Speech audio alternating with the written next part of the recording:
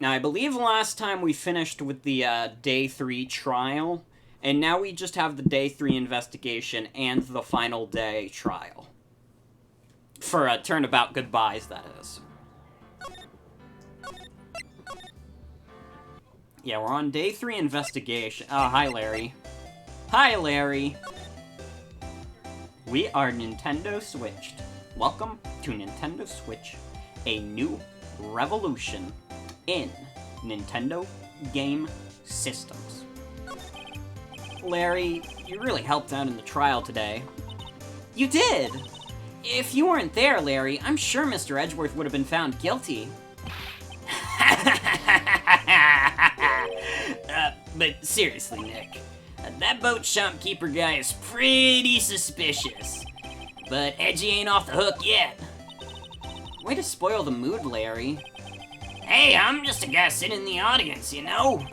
But from where I was sitting, Edgy seemed pretty, edgy. I mean, can you really know what he's telling the truth about that night? Nick? I don't know, but what I do know is I'm going to believe in you two until the end. Us two? Edgeworth and who else? You mean me, right? Nah, he means me, right, Nick? Yeah, you, Larry. Not me? But why you, Larry? Huh? Actually, yeah, why me, Nick? Enough with the silent treatment. Nick, why do you trust Mr. Edgeworth so much? I mean, he's changed recently, true, but when we first met him, he was kind of a jerk, don't you think? You didn't know him back then. Back when he wanted to become a defense attorney. Wait, was that when you two were classmates? Yeah, in grade school. They saved me, Miles. And Larry. They saved me and I'll never forget it. That's why I became a defense attorney, you know? What? Hey, Larry, what's he talking about? Huh? Sorry, I kinda forgot. Okay, Nick, out with it. I'm going to hear this story today, and that's final. Okay. It's kind of a long story, so hang in there. It was the very end of 3rd grade. I was on trial, a class trial. Class trial? You remember, Larry. Spring, end of 3rd grade. A kid in our class got his lunch money stolen. Lunch money? Our school was really small. Every month, kids would bring in an envelope with money for lunch from home, rather. Huh, I see. Anyways, this kid's envelope disappeared, with $38 still inside. Oh, yeah, now that you mention it, I do remember that. I can see why you'd forget, though. You were out of school that day. Anyways, the envelope had been stolen during PE class. I was coming down with a cold, so I skipped PE that day. I was the only one not in class. So, they thought you did it. Yeah, kids in the class said I should be put on trial. Trial? So, the next day we held a classroom trial with me as the defendant. I didn't do it! Guilty! He did it! Guilty! It was you! Thief! Give the money back! You're such a meanie! Just admit you did it! You can't hide the truth! Tell us the truth! We're not gonna play with you anymore! Yeah, no borrowing my eraser! He shouldn't be allowed in the relay race or the library committee! Give me back my 50 cents I loaned you! Hey, did you rob a bank the other day? Now, Phoenix, you know you shouldn't steal people's money. It's not right. In the end, even the teacher thought I'd done it. Go over and apologize, Phoenix. I didn't know what was happening. I was so sad, I couldn't stop crying. Everyone was staring at me like I'd done it. I tried to apologize. I went to where the boy whose money had been stolen was sitting. And that's when it happened. Shouldn't have to apologize. The only thing that belongs in a trial is evidence. Anything else has no place. You should all be ashamed. Amateurs. Miles? It wasn't you who stole my money, was it? No. Then you shouldn't apologize. Everyone's been shouting you did it, but no one has any proof. That is why, Your Honor, this boy is innocent. But Miles, it was your money that was stolen. Yeah, he did it. He's the one. We don't need proof. Make him say he's sorry. Why don't you all just shut up? This is always how it is. Everybody ganging up on picking up on one person. Just think how he feels. He said he didn't do it, so he didn't do it. Very well. I will replace the money myself. This class trial is over. That's how it happened. After that, the three of us were the best of friends. Wow, I had no idea. Yeah, I had no idea either. I mean, I forgot. That's when I learned what it meant to be alone. Totally alone without a friend in the world. You did a good thing, Larry. Yeah, well, I was just lucky that I took the day off from school. If I'd have been there, they would have thought I'd done it. So I took it kind of personally, see? When something smells, it's usually the butts. Anyway, Edgeworth and I talked after that class trial. That's when I heard his father was a defense attorney. I remember his eyes would shine when he talked about his father. I'm going to be a defense attorney just like my father. Famous defense attorney. Then, a few months later, he suddenly transferred to another school. The DL6 incident. Right. I'm not sure, but the transfer probably had to do with his father's death. That's so sad. It was several years later when I heard Edgeworth's name again. There was an article about him in the newspaper. The headline was something like, "Dark Suspicions of a Demon Attorney." Fabricating evidence, manipulating testimonies, covering up facts. The article said he'd do anything to get a guilty verdict. Anything. But why? What happened? I mean, that's not the Edgy I used to know at all. That's what I thought too. I tried to get in touch with him I don't know how many times. He never replied. I guess he didn't want to see his old friends. I couldn't just drop it though. I wanted to meet him, to learn why he had become who he became. That's when I decided. Wait, you don't mean... That's why? That's why you became a defense attorney? To meet Edgeworth? If I was a defense attorney, I knew he'd have to meet me whether he wanted to or not. In court. Edgeworth believed in me and I believed in him. He's in pain and no one's on his side. I'm the only one who knows the real Edgeworth. I'm the only one who can help him. Whoa, Nick. So is that why you helped me out for free? Yeah. I helped you because I believed in you. Except I don't remember saying I'd do it for free.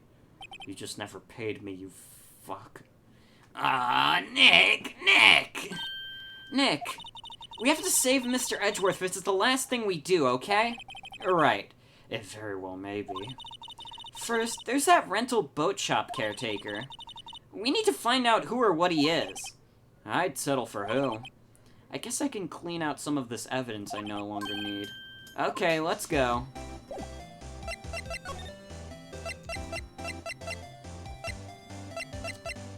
We know we have to go to Gourd Lake, but let's see if there's anyone else to talk to. You look as grim as always. Mr. Edgeworth, I heard the story about the class trial. Class trial? What do you mean? You don't remember? No, I don't. Your lunch money was stolen, wasn't it? In 3rd grade? Lunch money? Oh, right. Yes, I seem to remember something like that. Also, good night, Finn. Thanks for hanging out. Nick, I think you're the only one who really remembers. Well, it probably only really mattered to me anyway. Mr. Edgeworth, didn't you know? That trial was the reason Nick became a defense attorney. Ridiculous. Gee, thanks. That said, it does sound like the kind of thing you'd do. You haven't changed a bit, have you, Wright? So simple, to a fault even. Well, maybe, yeah, but I think you changed too much, Edgeworth. Perhaps. Hey, Edgeworth, why did you become a prosecutor anyway? You used to look up to your dad. You said you wanted to become a defense attorney, right? I couldn't let myself deny reality like you. What do you mean? My father was taken to me, and you want me to defend criminals. I'm sorry, Wright, but I'm not that good of a person. One suspect was apprehended in your father's murder, right? Yes, the man trapped in the elevator with my father. His name was Yanni Yogi. He had to be the shooter any way you look at it. Yet, he was found innocent. That defense attorney got him off the hook. That would be Robert Hammond. On that day, 15 years ago, the three of us were trapped in that elevator for 5 hours. When we were rescued, we all suffered oxygen deprivation. I had lost all memory of the murder. Lost your memory? Even now, I can't recall what happened in that elevator. That was the crux of Yogi's attorney's argument in court. He claimed Yanni Yogi had been not of sound mind due to the oxygen deprivation. Yogi was released due to a lack of evidence. Innocent. That's when I changed my mind. I started to hate defense attorneys. What's your relationship with Von Karma? He's my teacher, and a man who deserves respect. I learned everything I know of courtroom techniques from him. So, he's like my sister was to you, Nick. He is a perfectionist in all things. In court, in his personal life, he is obsessed with doing everything perfectly. Perfectly, huh? In all the cases he has taken on, none were left unsolved, and not one suspect was declared innocent. Ever. But that's... I know. It's possible some of the suspects were indeed innocent. However, it is impossible for us to accurately determine that in every case. All Von Karma does is his job, to find the suspect guilty perfectly. In any case, it's nigh well impossible to find a weakness in him. Should a weakness appear, he would do everything in his power to make it go away. Edgeworth, if what you're saying is true, you're headed for a guilty sentence tomorrow. He's right! Now's no time to praise the enemy, Mr. Edgeworth. It's a strange situation in which I find myself, I'll admit. No kidding. I like how we still have the fucking parrot. It's very important that we keep the parrot. Von Karma is the Getsus of Ace Attorney. He feels like a monster. Presenter. Hey, Edgeworth. Do you like the parrot? No, he doesn't care. He doesn't care. He can't help me with the bird. Oh, we good? I hear a doggy outside my door. Hold on. Hold on.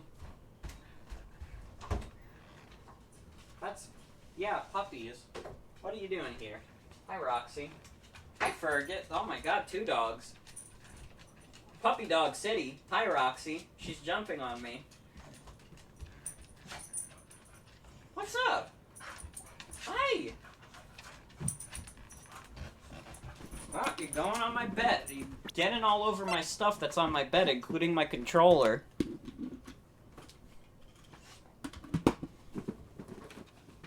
Oh my god. Fergus is also here. Hi! What's up? Bye, Fergus. He's leaving. I wish I had my webcam plugged in. I could have shown that, but it's too late now. Alright, bye, puppies. Bye, doggies. There was your doggy cameo. Ugh. Cuppy Dog City. I wanna go! Ah! Hey, pal. Long time no see. Oh, Detective Gumshoe. Close one today, eh? I got so worked up I snapped my tie in half. Sorry about that. No prob, pal. Thanks to you, we now know who really did it. You mean the boat shop caretaker? Look, I'll make you a promise. I'll have that scoundrel in my custody by trial time tomorrow. Come what may. It's my duty to you as a police officer. Now I'm off to catch me a criminal. Detective Gumshoe sure is active today. Oh, one other thing. Eek! No one can go into the woods today. The woods? Where Lotta was camping? The woods are off limits to camping, and apparently the park ranger found out. He got pretty mad. No one can go in for a while. I guess Lotta's in a lot of trouble. Anyway, I'll be seeing you tomorrow. Also, I don't know if I've ever explicitly said it, but Detective Gumshoe's theme, it's so good. I love hearing it with my ears. I want to be able to hear it every day. Huh? The steel eyesore is missing. Eyesore? Looks like the hot dog stand is closed, too. I guess Larry's too busy worrying about Mr. Edgeworth to show up for work. Hearing it with your ears opposed to what else you can hear with? Now, yeah, if I use my ultrasonic waves, I could hear it like that. But I choose to use my ears. That old caretaker got away. Yep. I never imagined he might be the real murderer. I'd know that clearing of the throat anywhere. Ah, haha. Hello. Well, what might you be doing here? Out for a walk, hmm? Ah, the days of my youth, like the scent of fresh lemon, you see. Mr. Grossberg, this is no time for idle reminiscing. Mr. Edgeworth's trial ends tomorrow. That is true, yes. But from what I saw of today's trial, Edgeworth should be fine, right? Well, I'm not so sure about that. Ho-ho, what do you mean by that? Well, I'm not sure. If you find anything out, come by my office at once. I may be able to offer some assistance.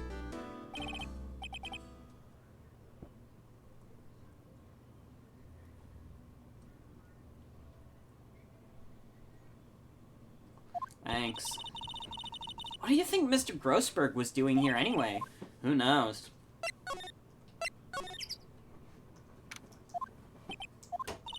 Nobody's home. Hello! Hello! Hey, it's Polly! I wonder where your owner's gone, Polly. Hello! Hello! I can't believe he'd run off and leave this poor parrot to fend for herself. Hello! Hello!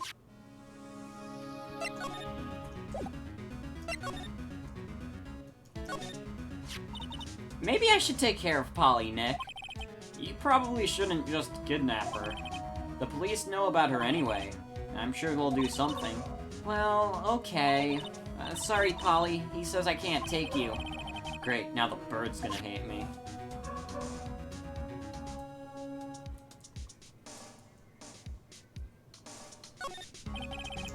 People are talking about the next games already. We'll get there. Everything's cold. Looks like he didn't turn his heater on. I guess he hasn't been back here since the trial. Ah! What's wrong? Huh? Oh, never mind. What? Tell me. Just, when I saw the TV, I remembered. They're showing a Pink Princess special this week. Oh. See, that's why I didn't want to tell you.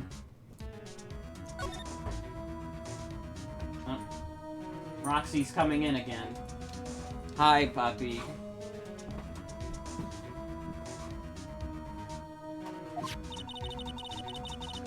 Polly knows where the number to the safe is, right? Yeah, that's right. Polly, what's the number to the safe? 1228! Let's open it, Nick. Come on! I'm sure there isn't any money in there. Aw, but hey! He keeps it locked, right? So there must be something of value in there. I'm not so sure. Okay, Nick, let's see what's in there. I guess there might be a clue or two. The only thing in there is a letter. A letter? Aw, boring. There's no name or signature on this thing. It's handwritten in very precise, clear letters. Get your revenge on Miles Edgeworth. Edgeworth! Nick! Why would Mr. Edgeworth's name be on here? How should I know? I'm trying to read the whole thing! Get your revenge on Miles Edgeworth. It also says this is your last chance. Now is the time to get revenge on the two men who ruined your life. The rest of the The letter goes on to describe the murder plot in detail. How to kill Robert Hamad and frame Edgeworth. Calling Edgeworth out to the lake, getting on the boat, firing twice. This is exactly what I figured out today in court. It's all here in perfect detail. What do you think it means, Nick? I don't know, but it looks like these are instructions for that caretaker. When he killed Robert Hamad and called out Edgeworth, he was following just instructions. But who could have written that letter? And what does it mean to get revenge on Miles Edgeworth? Look, I don't know, okay? But one thing's for certain. This letter is an amazing clue. There's nothing left in the safe. I wonder why the caretaker didn't take the letter with him. He left in a hurry, right? I don't even think he came back here after the trial. Say, Nick, don't people usually put pictures of fish on the wall to boast about them? Yeah, I guess so. You mean pictures of fish they caught, right? Right, but don't all the fish on the wall here look pretty puny to you? Well, you know what they say. You should have seen the one that got away. Except the one that got away from us was the caretaker, and we did see him. I feel like we're having two different conversations here. Putting in a safe, smart idea. Telling the bird the combination to your safe, fucking awful, terrible idea.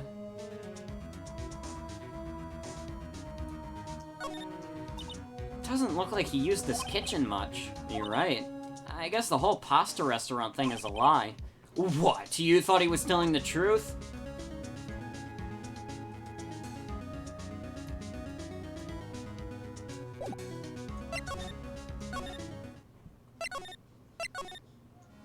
Oh, wrong way.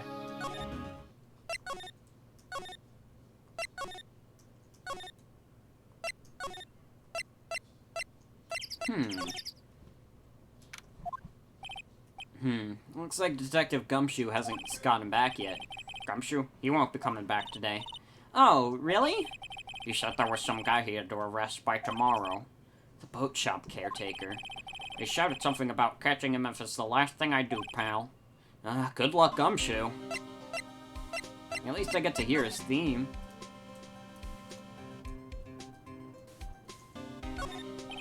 Blue Badger. That's the Blue Badger. It was my idea. I made it. It's my mascot. Yeah, I see. How nice. Tomorrow, I'll present him before the department at last. I'm going to make sure they know about how much people like the Blue Badger. Good luck.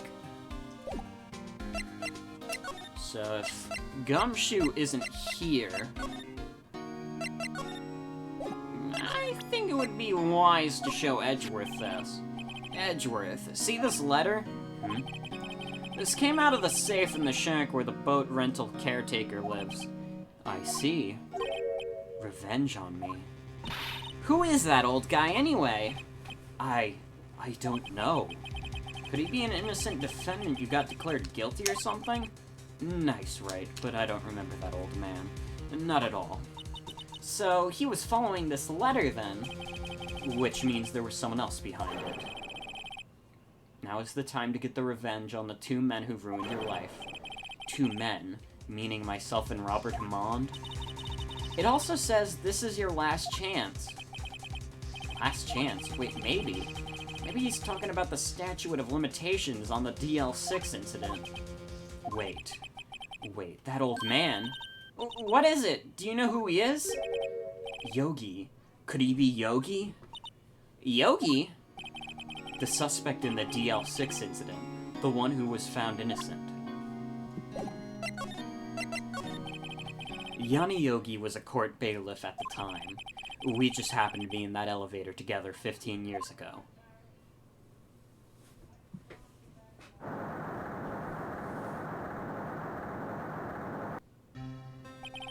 The quake was oh wait, that's Edgeworth. The quake was incredibly strong. Before I knew it, everything was dark. We were there for so long, it felt like forever. The air thinned, the darkness closed in on us in that little box.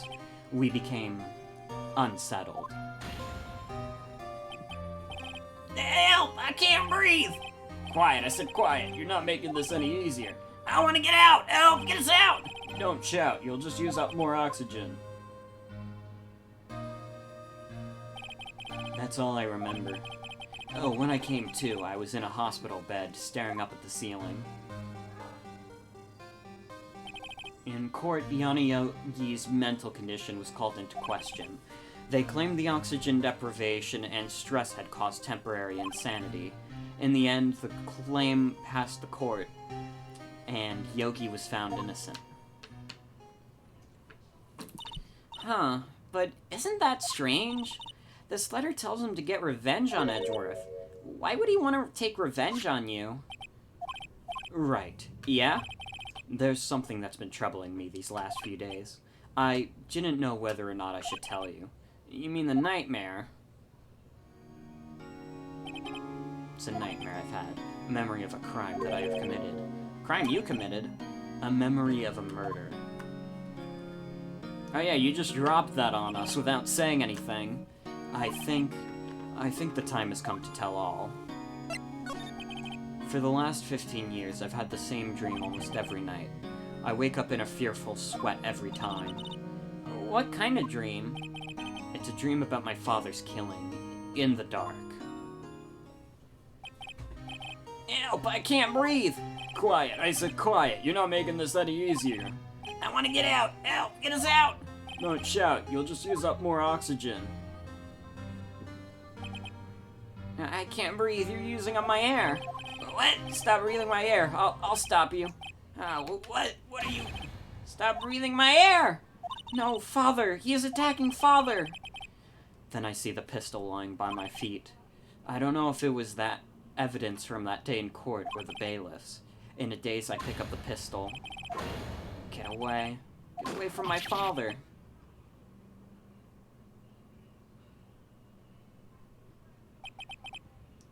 And with that scream, I wake. It's a bone-chilling scream. A scream that has rung in my ears for the past 15 years. But, that's just a dream, right? Right? That thought is the only thing that has kept me sane for the last 15 years. But what if I'm wrong? What if it's real? They say that sometimes people shut out memories in self-defense. Maybe it was I who killed my father. What? If you think about it that way, this letter makes sense. Get your revenge on Miles Edgeworth. Think about it. Yogi really was innocent. That's why he wanted revenge against me. Wait, Edgeworth, you mean? It was me. I was the true criminal of DL6. I shot my father. Now, this is bad. What are we gonna do, Nick? What can we do? I don't know. I don't think there is anything we can do, like it or not. If there's someone else who knows a lot about the DL6 incident, maybe. There is, Nick! There is someone else who knows about DL6.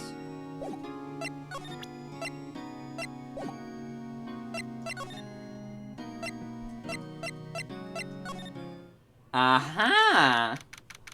I think I know who knows about DL6. I'm, like, way too enthused about it, considering my best bro is just like, yeah, I might have killed my father when I was a child, and it like, traumatized me for life. And I was just like,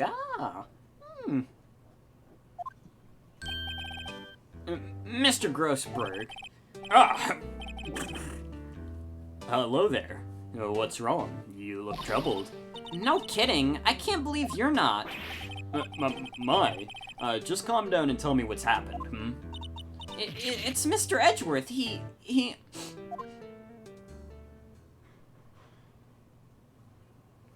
I see. So, Edgeworth dreamt he shot his own father. It's only a dream. Only a dream. I wonder. Oh, what?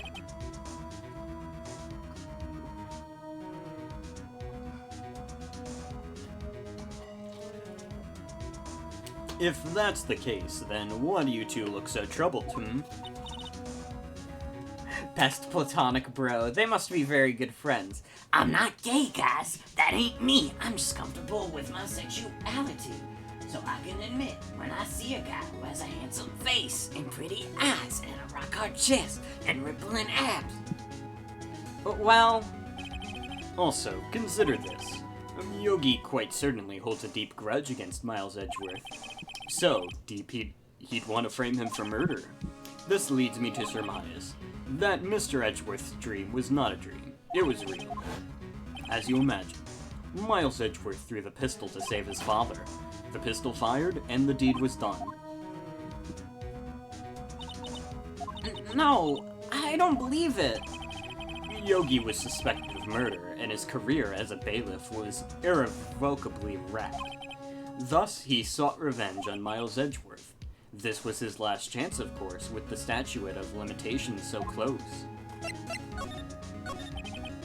What do you know about Edgeworth's father? He was a defense attorney without peer. It sounds trite, but it's true.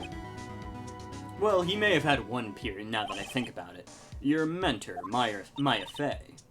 Or Mia Fey. My sister? Gregory Edgeworth was very disapproving of Mr. Von Karma's techniques. That's no surprise. Von Karma is an extreme man. Forged testimonies and evidence are nothing to him. The result, he has a perfect win record in court. To beat him, Gregory Edgeworth tried to call attention to his methods. And? He lost, and died in despair, as it were. I see. When Gregory Edgeworth was killed, the police called on a spirit medium. That was your mother, Misty Fey. I am Gregory Edgeworth. I have been killed. The one who shot me was the bailiff, Yanni Yogi. Yet Yogi was found innocent. That's when my mother left us. Everyone called her a fraud. That's right. Everyone thought she was, you see. Yet, now that I think about it, it seems the one who lied was Gregory Edgeworth's ghost. Gregory Edgeworth must have known who shot him. I don't believe it.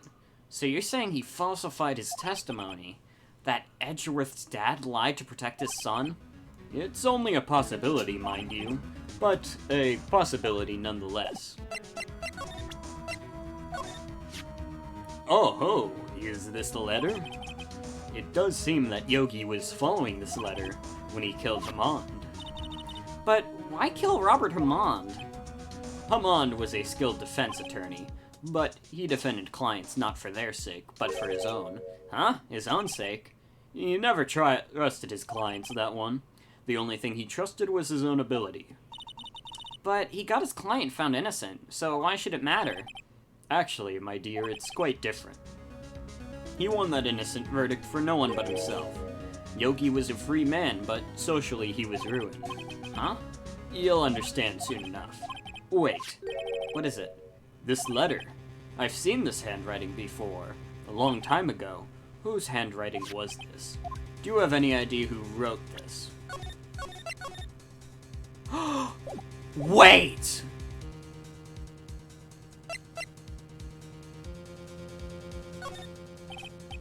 Could it be Manfred von Karman? Von Karma. Why would he have something to do with this? Well, I'm not sure. Von Karma. Wait! You're right, my boy. This is Von Karma's handwriting. I'm sure of it. I used to see it all the time on court records. What? But that means the one who told Mr. Yogi to kill was... Correct. Manfred von Karma himself. What does this mean, then? Why would von Karma want to frame Edgeworth? If it is truly Von Karma who wrote this letter, then he would know the truth. He would know that Miles Edgeworth had accidentally killed his own father. He'll say as much tomorrow in court, I should think. He'll press the point until the court finds Miles Edgeworth guilty. Oh no. But how could von Karma know about Mr. Edgeworth's past like that? Even Mr. Edgeworth just thought it was a nightmare. That I do not know. Yet I do know that Von Karma is both persistent and a perfectionist. He may be seeking to satisfy a grudge against Gregory Edgeworth by hurting his son. What do you mean? It was 15 years ago. Von Karma met Gregory Edgeworth in court, and Von Karma did win, but he didn't make it through the trial unscarred. What happened in the trial between Edgeworth's dad and Von Karma? Von Karma got the guilty verdict he wanted, not Vilty. He won the trial, but Gregory Edgeworth accused Von Karma of faulty evidence, and though he lost the trial, Mr. Edgeworth's accusation stood. Faulty evidence?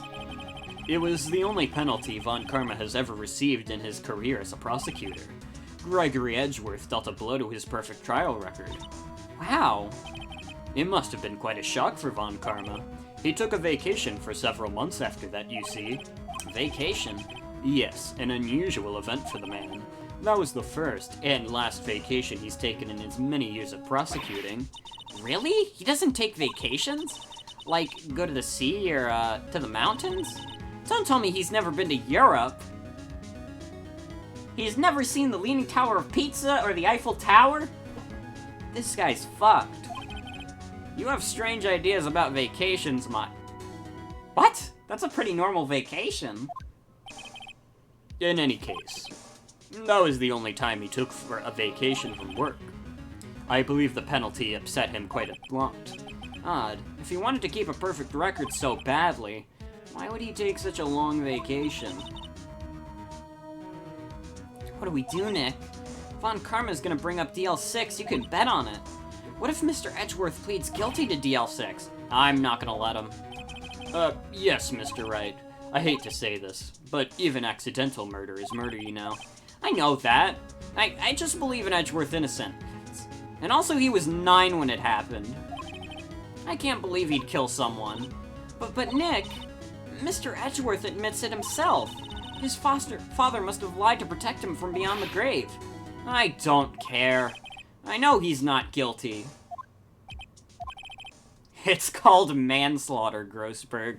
Mr. Wright, if you say so, I suppose I could go check again.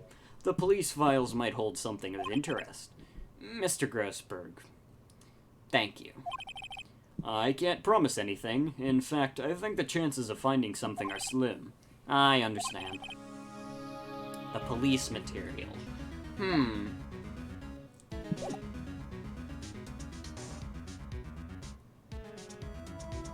The real mystery of the series is who fucked Von Karma. I guess whoever fucked, like, Dracula in Castlevania. He osmosis. Von Karma is like a Dracula, but once again, he's like the ugly kind. Fuck you, Dracula is sexy. Well, I'm just saying, he's like, definitely, he's got like the Victorian, like, Dracula look, but he's also very ugly is the thing. I'm not saying vampires and Draculas are ugly necessarily, but Von Karma is an ugly Dracula-type figure.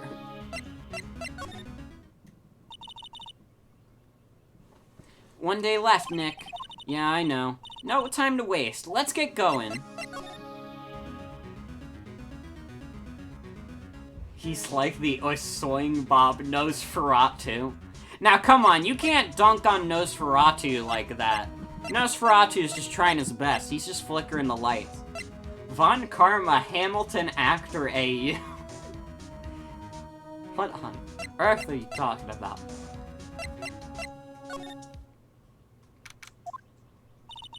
There's hardly anyone here. Everyone must be looking out for the old guy, Yogi. Ah, it's you.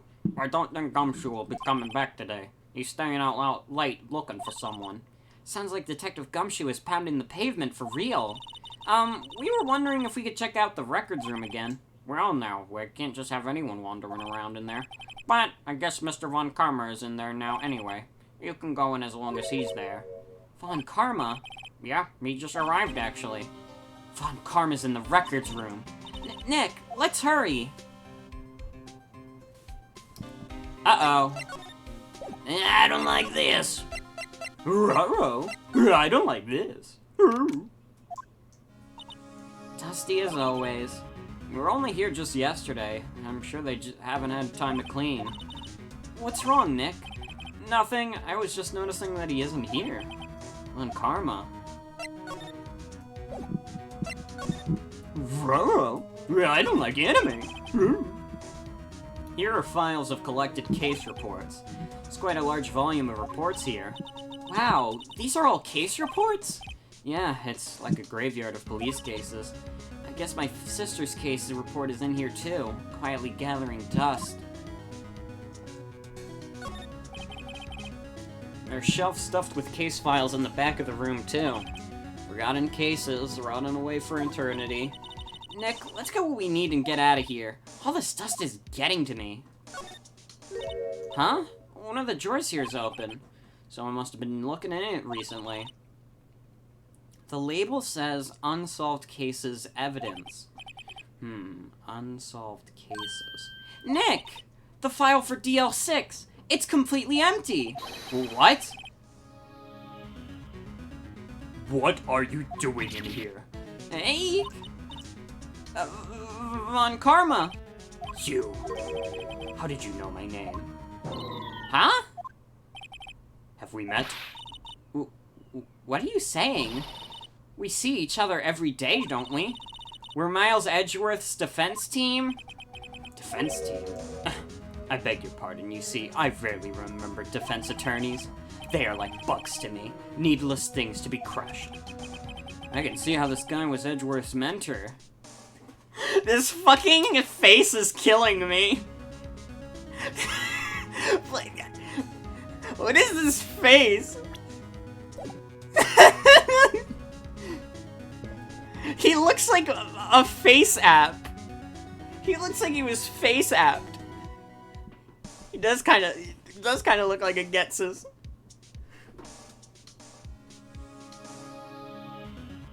Poop in the potty, poop goes in the potty. Poop in the potty, poop goes in the potty.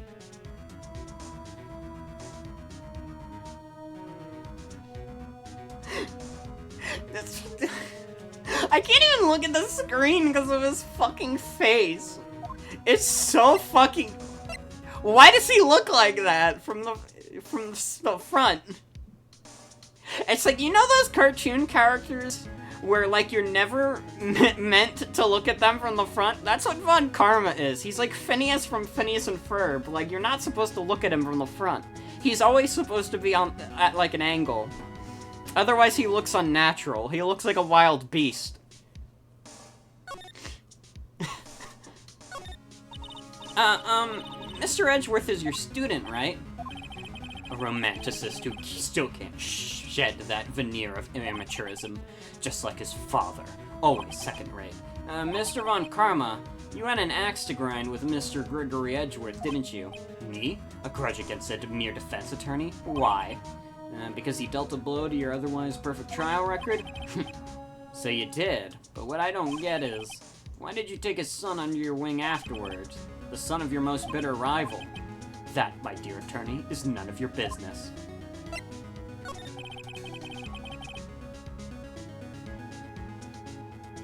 He looks so much better in the original sprite. Yeah, he looks less dumb. Oh shit.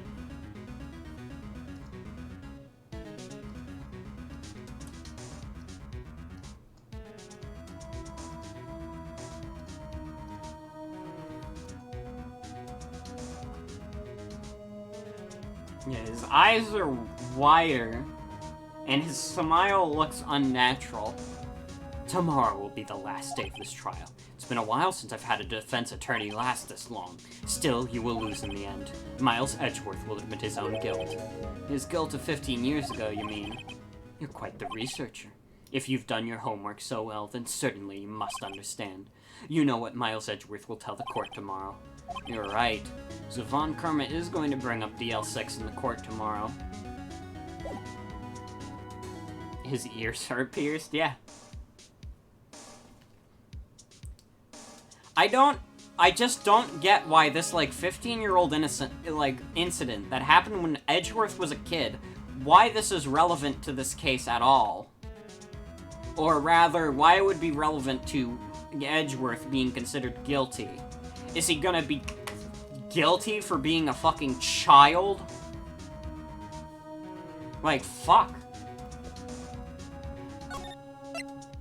You'll find out.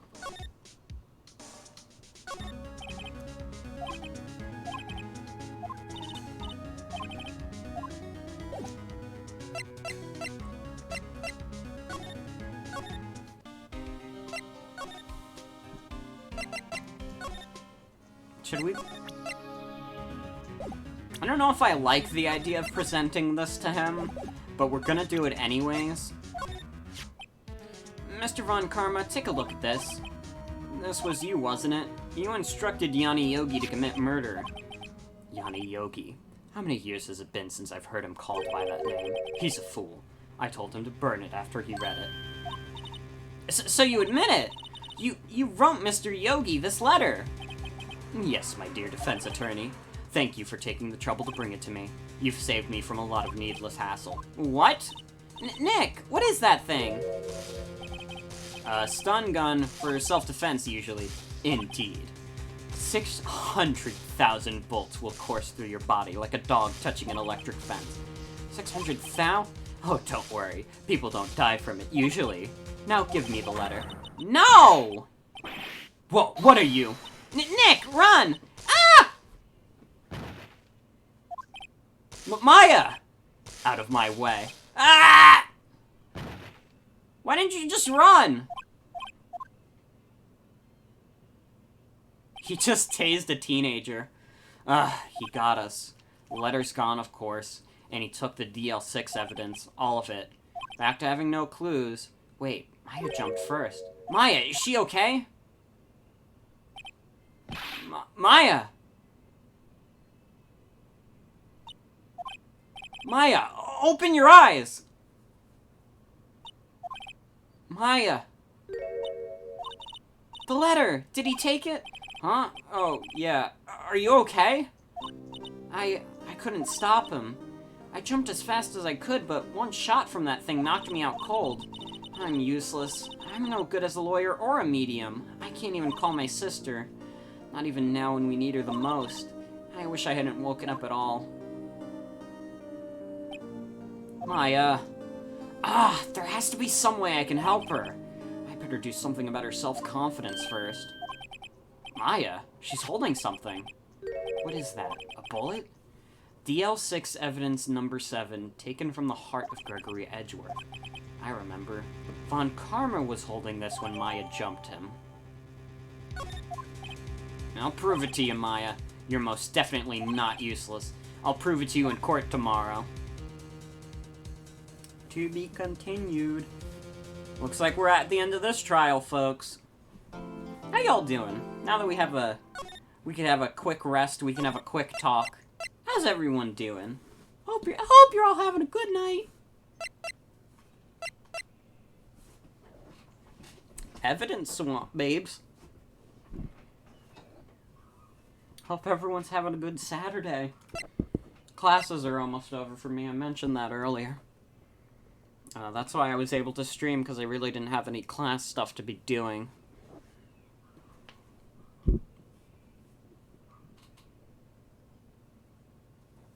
Cannot wait for you to get to the end of this one and figure out how it all fits.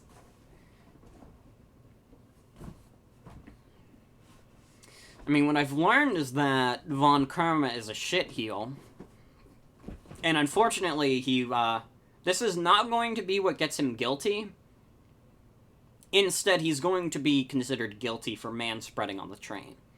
Because that is an objectively funnier crime, and I think it is very funny when people get arrested for manspreading. Which is not a thing that actually happens. Anyways. I don't really even have that much I could talk about with the stream, because I've just been doing work. We could talk about Paper Mario, but maybe we'll do that on a different stream. We could talk about Paper Mario. One thing I will say, though, Paper Mario stream will probably happen in July. I will probably stream Paper Mario Origami King. I'm excited for it. It doesn't look amazing, to be fair, but I think it looks pretty good. And you know me, I like my baby Mario games. I never played the original Paper Mario games. I was actually considering maybe streaming the old Paper Mario games someday. Because I've never beaten any of them. I've played all of them a little bit, except Color Splash, but I've never beaten them. I beat Sticker Star. Sticker Star sucks. Man spread Manfred.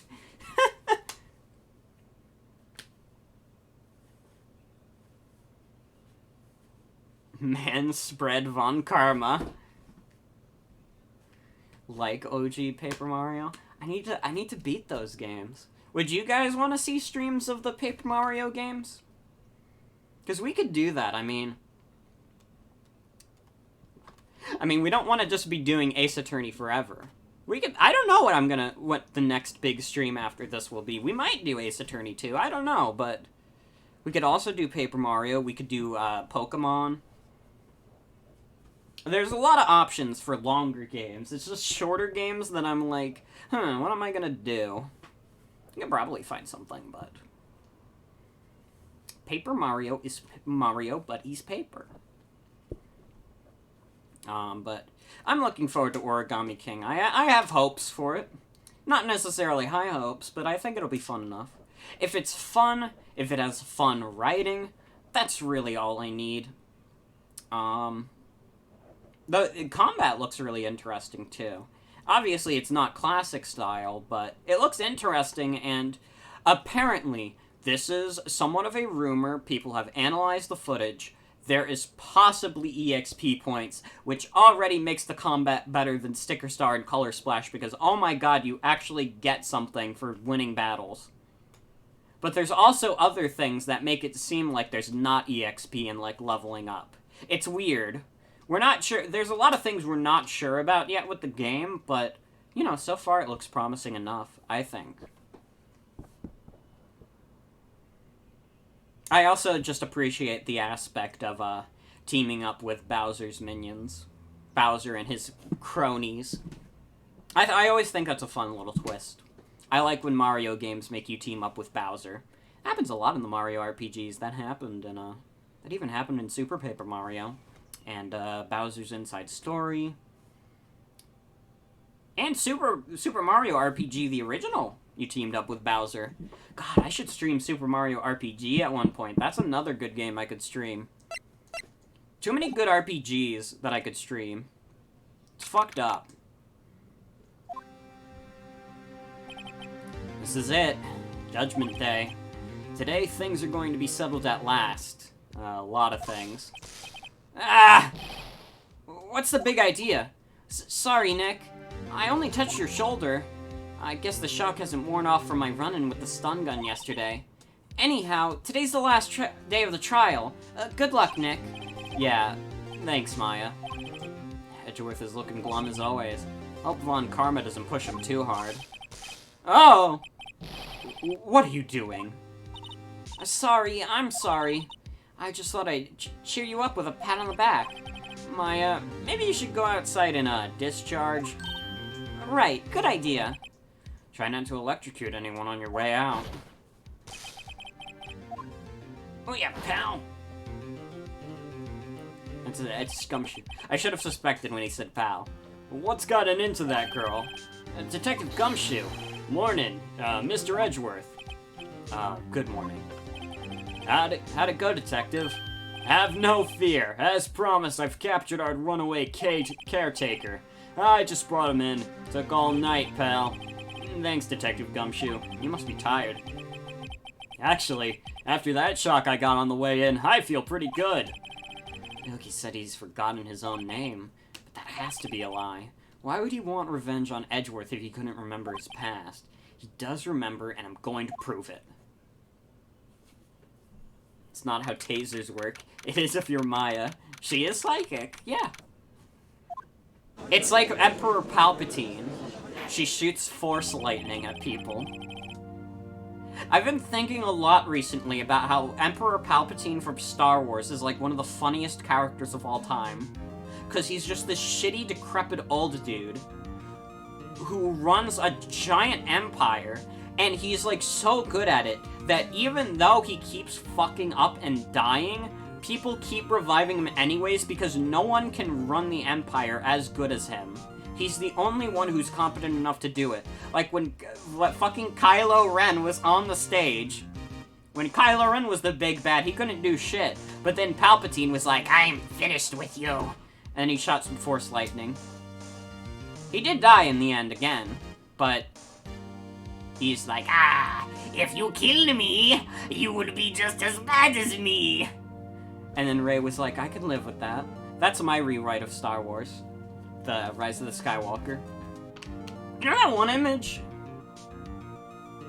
Should probably, I'm not gonna look for it on my computer right now, but it was like, of this old cartoon where a guy was on a cliff about to be pushed off, and he was like, oh wait, if you kill me, you'll just be just as bad as me. And the like barbarian dude is like, I can live with that, and he just pushes him off. Because Disney owns Star Wars, he absolutely will come back again because of marketability. Emperor Palpatine is just like inherently funny. Do it. Do it. Like, man, I actually thought Star Wars was kind of cool for a bit. I liked where the movies were going. I didn't even hate The Last Jedi. I thought it was a fine enough movie. I understand a lot of people's problems with it. My personal problem with it, I thought it had a very weak script.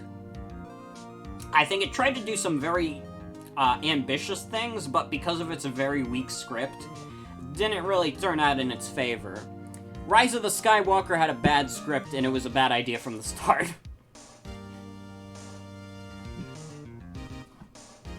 So yes, that was you, Robin. Holy shit. Yeah. Okay, anyways, let's finish this. The biggest crime is that Finn and Poe were made straight. Oh, absolutely. But I mean, Disney can only market their first gay characters so many times, and it can't be anyone who's a main character. Court is now in trial. Court is now in session for the trial of Miles Edgeworth. The defense is ready, Your Honor. The prosecution is ready. Right. Very well. We have reached the final day of our proceedings in this trial.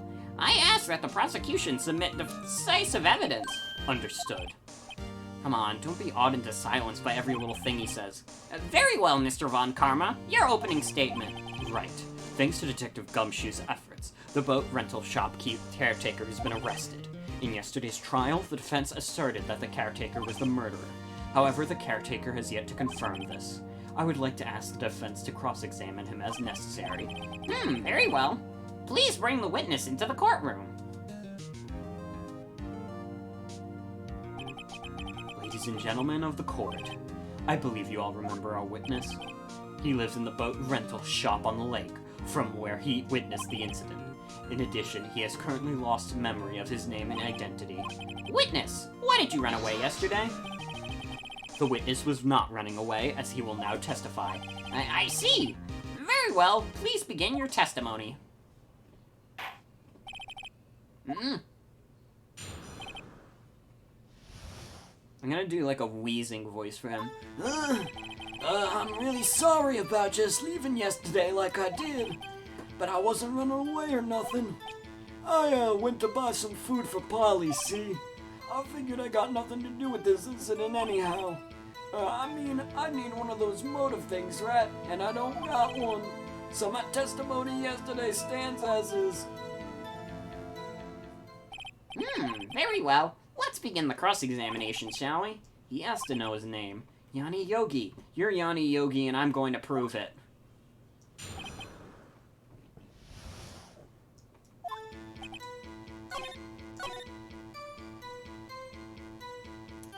Now, this might be a shot in the dark, very early on, but...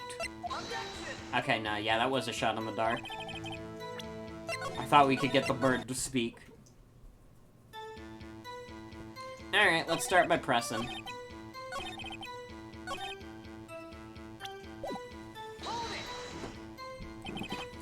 I'd call what you did running away and not just leaving. You heard Larry's testimony and you realized you were in danger. Now, Mr. Wright, there's no need to rush to conclusions. As I said, the witness was not running away. Listen to the testimony. He sure seems relaxed. In fact, they both do. Von Karma and Yanni Yogi.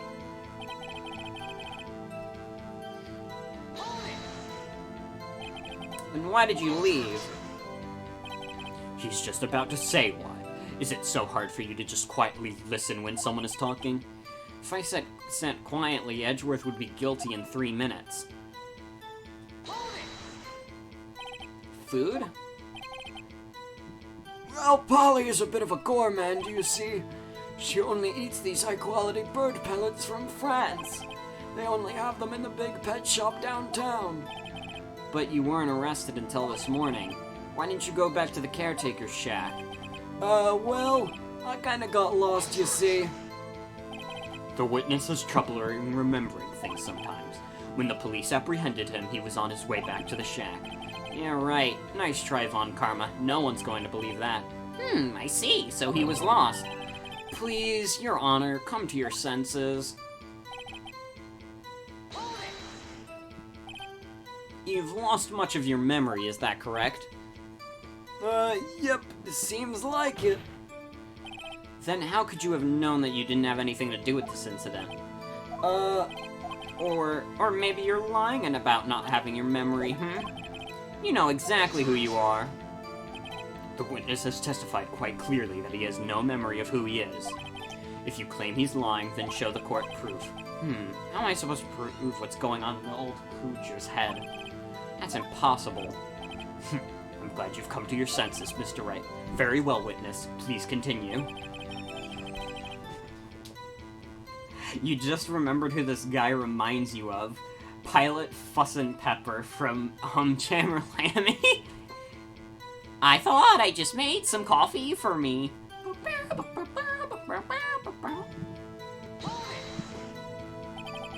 Did I eat my drink? I thought milk was pink. How can you say you had no motive? I say you do. You had a grudge against Edgeworth and the victim, Robert Hammond. That's why you took revenge on them, right? Please don't make me repeat myself, Mr. Wright. The witness has no memory of anything beyond several years ago. He can't hold a grudge. It's impossible. I have to prove he's lying about his memory.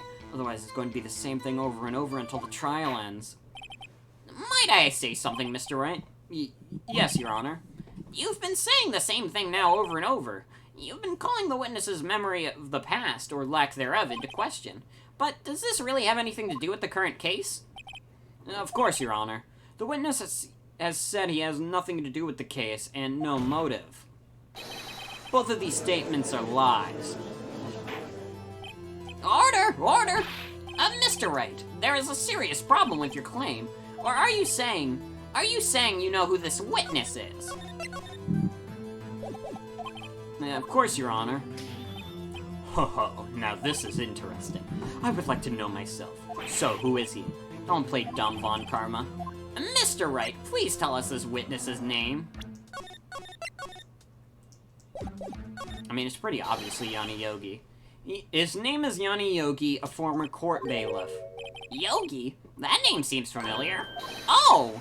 Yanni Yogi, from the DL6 incident. Figures the judge would have heard of it. It was such a famous case. But what does this mean?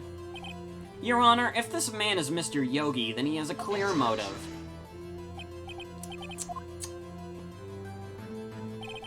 Jumping to conclusions again, Mr. Wright. This witness is Yanni Yogi? Fascinating. However, how do you propose to prove this to court? This is a court of law, as you may recall. You need proof. And allow me to report once more that the witness has lost his memory. This is it. I have to do this now. I've got nowhere else to go. Nick, how are you gonna prove it? How can you prove that he's Yanni Yogi? It's okay. It's actually quite simple. Your Honor, please take this man's fingerprints. Then we'll compare them to the fingerprints on the file for Yanni Yogi 15 years ago. I see. That makes sense. Huh? I'm so very, very sorry, Mr. Wright. Why? The witness has no fingerprints. What? What? What?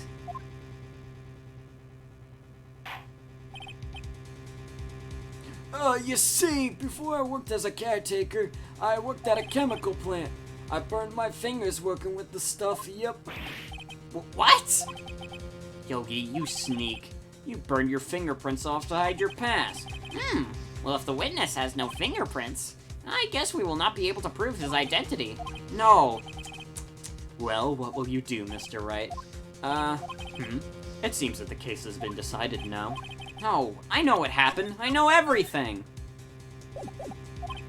I just can't prove it. But no, I can't let it end like this. I can't lose. There has to be another way. There's no one who can testify who this witness is. No one. Nick, what are we going to do? I didn't even consider that he might have erased his fingerprints. What do I do? Well, Mr. Wright, perhaps you'd like to cross-examine his parrot for a little...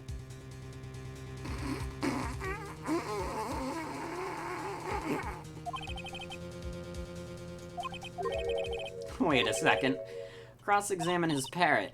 What is it, Nick? No, you're not going to... Your Honor?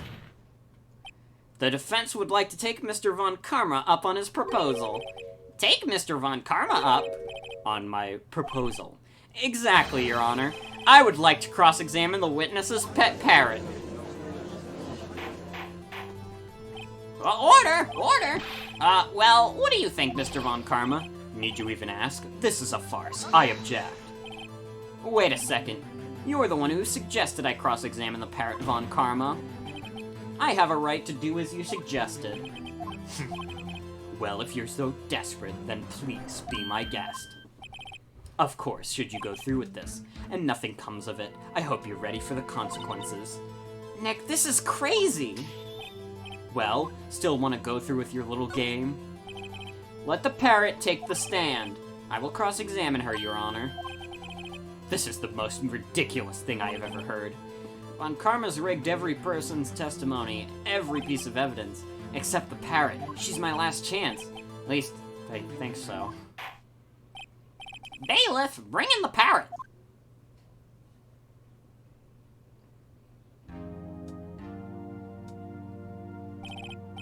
That's quite a bird. Please tell us your name. Name? The witness is ignoring me. Must hurt to be ignored by a bird. Very well, witness. Who is your owner? Please, testify for us.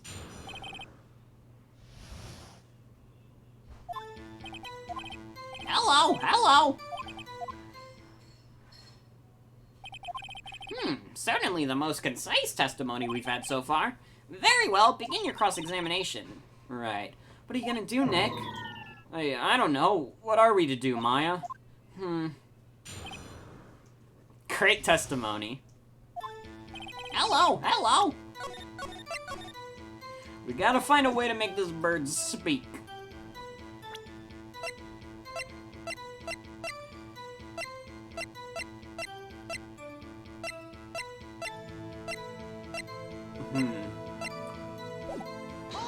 Let's press the bird. Witness, you can't just say hello and expect us to get anywhere. I want you to testify. Maya, you talked to her. Right, what do I say?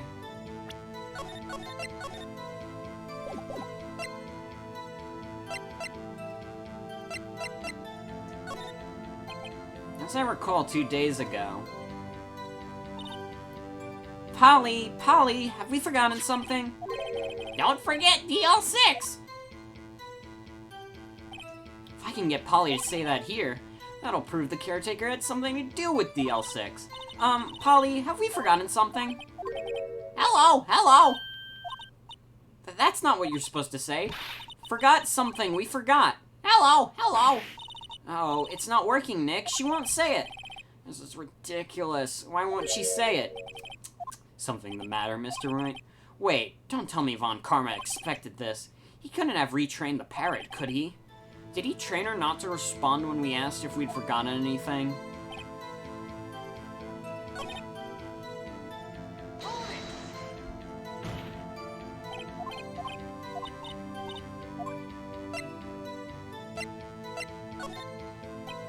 I should get her to say her name. Polly, what's your name? Polly.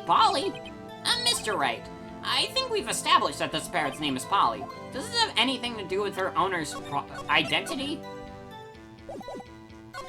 I'm sure it does. Yes, it does. Fascinating. You claim that the parrot's name will prove her owner's identity? Then show us proof. Nick, don't you think you're taking bluffing a little too far? Listen, we're not here to answer the question of who is the caretaker. We're here to prove that he is Yanni Yogi. All you have to do is tie the name Polly to Yogi. Your Honor. The proof that the parrot's name reveals the caretaker's identity.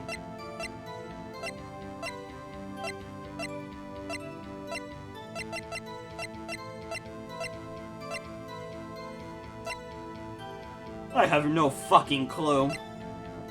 Check files.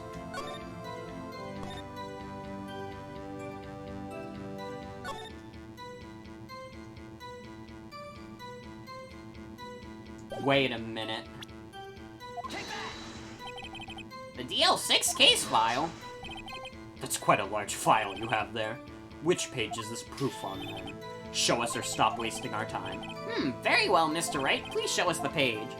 Where in this file is this parrot's name? It's on the suspect data page. This page has all the information about Yanni Yogi. Right after he was arrested, his fiancée committed suicide, see? Indeed it says that, yes. What was his fiancée's name? Polly Jenkins. Polly! I just realized the old man voice is the same voice as the parrot voice. Hello, hello. Hello. Exactly, Your Honor. He wanted to remember the name of his fiancée who had committed suicide. That's why he named his parrot after her. I see. I guess that is possible. Bah! A mere coincidence, that's all. My granddaughter has a dog she calls Phoenix. Well, Mr. Phoenix, Wright, does that make you my granddaughter's fiancé? She's only 7 years old. Indeed. Alone, it is a little weak for evidence in a murder trial. We would need some other corroborating evidence. Where am I going to find that? Nick, we're getting closer. One more, if we can just get one more piece of evidence. Right, but what? Very well, witness. You may continue.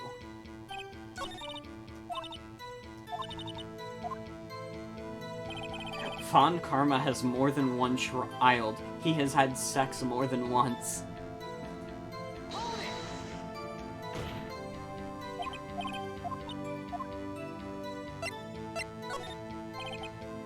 Maybe I'll get her to say the number of that safe. Huh? The safe? Why? Let's just try and get her to say anything, okay? Polly, what was the number to the safe in the shack? 1228. 1228. My, what a reckless parrot. Well, Mr. Wright, you aren't claiming that this number has something to do with the caretaker. Actually, it does. That's why I had her say it. Ridiculous. How can the number to a safe tell us who the caretaker is? Show us your proof. Check in the files.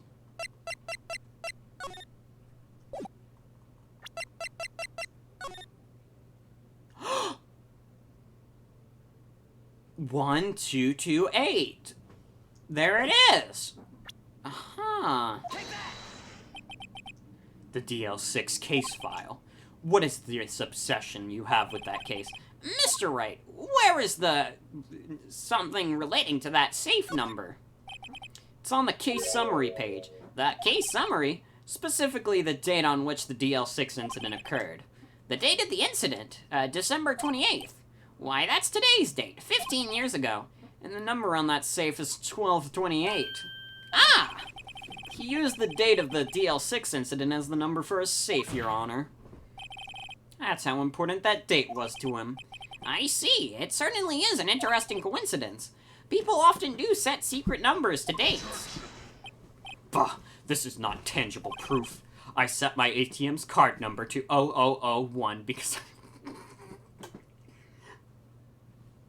Oh man, I hope no one steals Von Karma's social security number.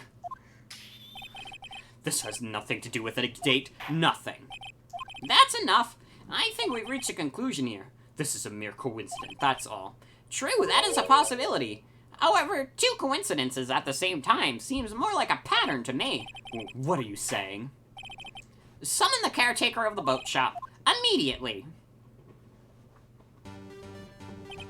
A witness. Tell us your name. Wait.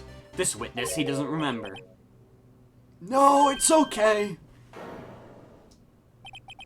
I've accomplished what I've wanted to do. I'm done. Nick, he looks totally different. This is the real Yogi, I think. Finally. He's been acting feeble to hide his true identity. Acting for 15 years. Well, let me ask you again. Please state your name for the court. My name is Yanni Yogi. 15 years ago, I served as a bailiff in this very court. Order! Order! Yanni Yogi, so was it you who killed Robert Hammond and tried to frame Miles Edgeworth for his death? Yes, it was me. I did it. They put me on the witness stand 15 years ago. Robert Hammond, he said I was mentally unsound. He told me it would make me innocent, get me off the hook. So I pretended to have brain damage. I was innocent, really, but he didn't believe me. We won the trial, but I lost everything. I lost my job, my fiance, my social standing. Then this year, 15 years later, a package arrived. It was a letter and a pistol. The plan was written out in careful detail. It was a plan for me to take my revenge on the people who had ruined my life. I didn't care who had sent it. I thought this was my chance. After 15 years, this was it. Finally, a chance to have my revenge on Robert Hammond and Miles Edgeworth. I have no regrets. Wait a moment. Revenge against Miles Edgeworth? What do you mean?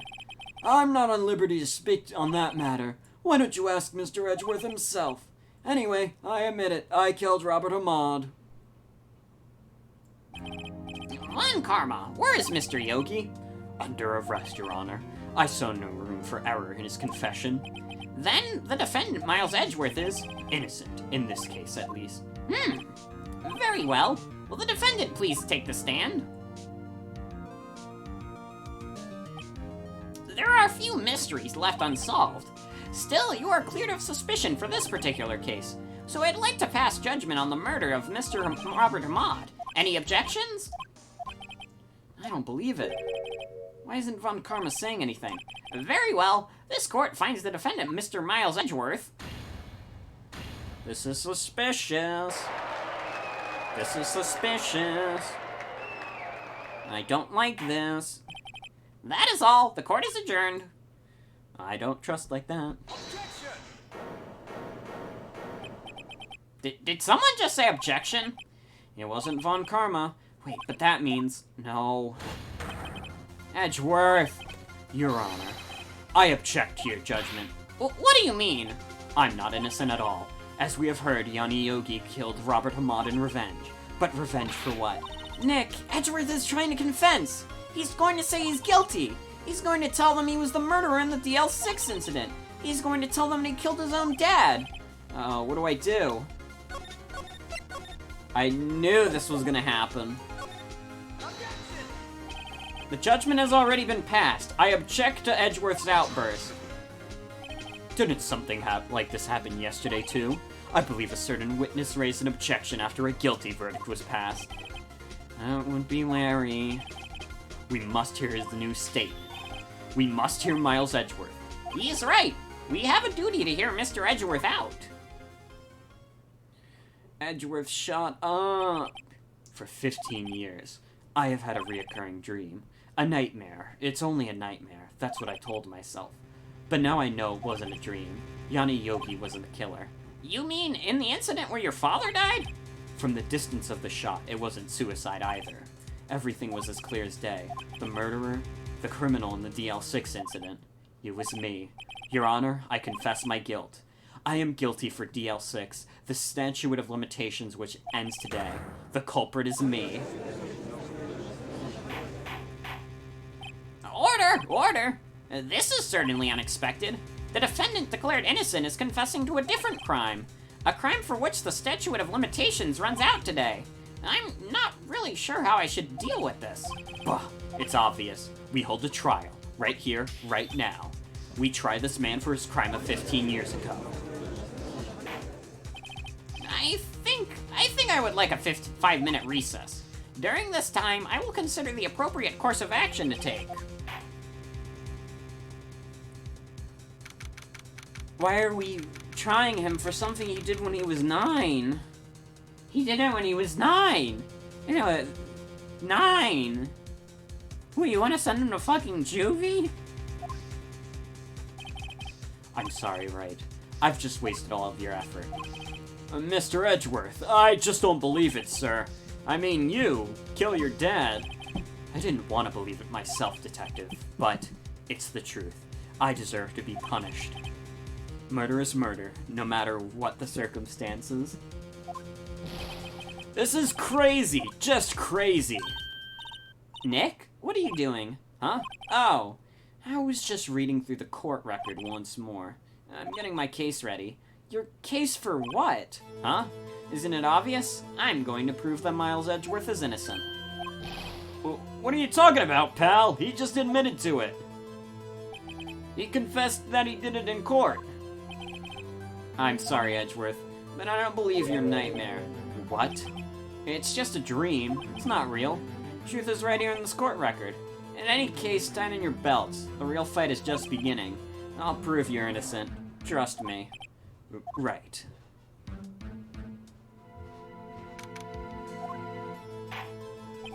Now then, I would like to resume our trial. Judge, Miles Edgeworth has admitted his own guilt.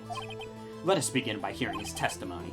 Then, though pointless, let the defense do their cross-examining. The statute of limitations on the DL6 incident runs out today.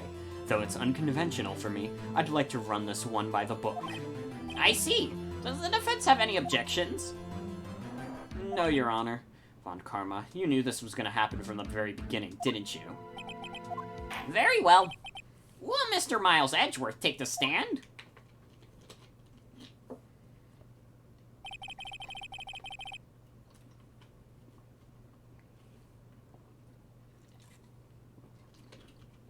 Taking a quick drink. Will the witness state his name and profession? Miles Edgeworth. I am a prosecuting attorney. Mr. Edgeworth, 15 years ago, you mistakenly killed your father, Gregory Edgeworth. Is this correct? It is correct. Then testify about this matter to the court. When Edgeworth was telling me about his dream yesterday, I noticed something. One detail that didn't quite fit. That will be the key, but only if I can get it to work. Please, please.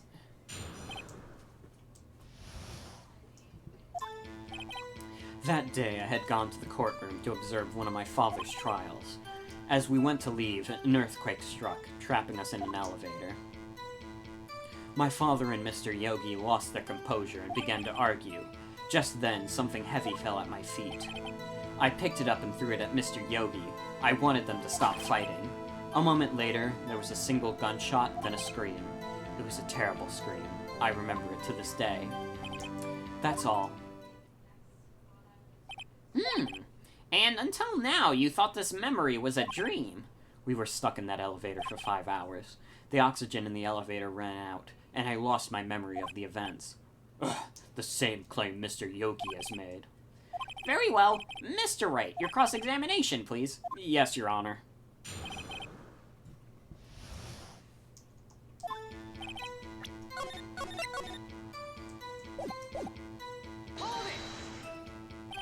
What was the trial your father was involved in on that day? I don't remember things very clearly. Only 2 things. I know my father lost, and Mr. Von Karma was the prosecuting attorney. Mr. Von Karma, you were handling that case? It was 15 years ago. I don't remember the details. That was when Edgeworth pointed out the problem in Von Karma's evidence. As we went to leave, an earthquake struck, trapping us in the elevator. So, there were 3 people, including yourself, trapped in that elevator. Yes, myself, my father, and Yanni Yogi. We were fine at first, but then as time passed, and no one came to help. My father and Mr. Yogi lost their composure and began to argue. What did you do then? I was a 9-year-old boy at the time. What could I do? I was scared, trembling in the corner. But then... What was it? A pistol. I assume it was the bailiff's, Yanni Yogi's. The safety must have come off when it fell from his holster. And you picked it up. What happened next? I picked it up and threw it at Mr. Yogi. I wanted them to stop fighting. A moment later, there was a single gunshot, then a scream. It was a terrible scream. I remember it to this day. There it is. One part of the testimony that clearly contradicts the evidence. I don't know what it means. I'd better find out and quick.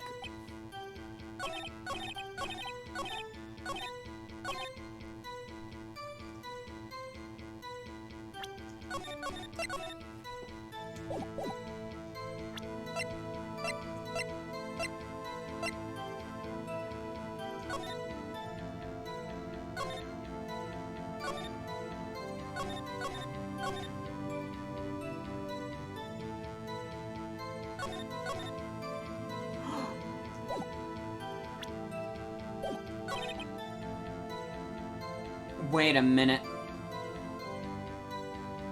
There were 2 gunshots. It fired twice! Hey! Are you sure you only heard 1 gunshot? Yes, I'm sure of that. I heard the shot and the scream. Then everything faded. I was unconscious until the rescuers came. I see. No, Your Honor. Unfortunately, you don't. Look at this file one more time. This plainly contradicts the witness's testimony. You do enjoy dragging out that file, don't you? I don't accept this evidence, unless you can tell us what page it's on. Look at the victim data in this file. It says quite plainly, the murder weapon was fired twice. Miles Edgeworth only heard 1 gunshot, yet the murder weapon was fired twice. The first shot was the accidental firing when the pistol was thrown. So, who fired the remaining shot?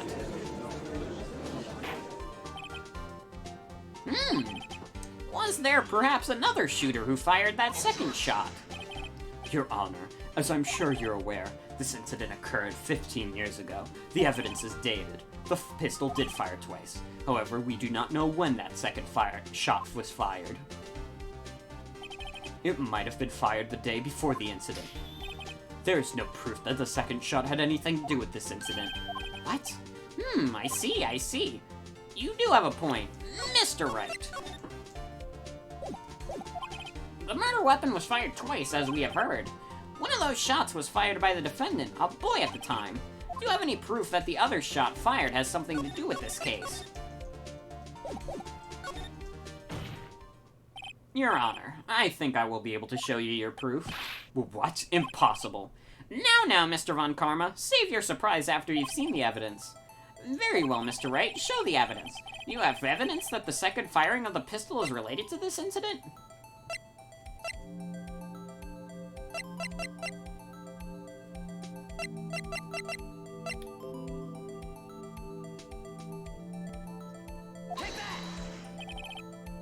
Mr. Wright.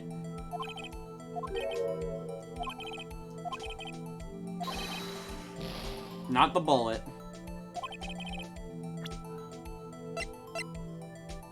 Oh, it doesn't even let me load my save.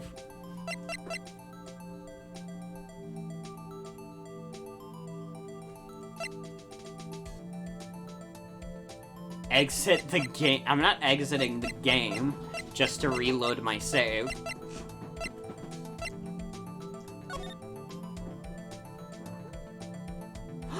Wait! There's a bullet shot there. Look at this photograph. This is a photograph of the scene of the crime 15 years ago. I can see the victim lying there as Gregory Edgeworth. This proves the murder weapon was fired twice at the time of the incident. This photo proves it. So, let me get this straight. This photo proves 2 shots were fired. Where? Your Honor, please get a clue.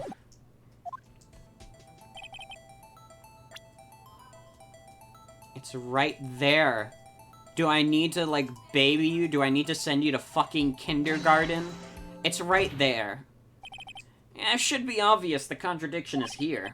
I see, a bullet hole in the door.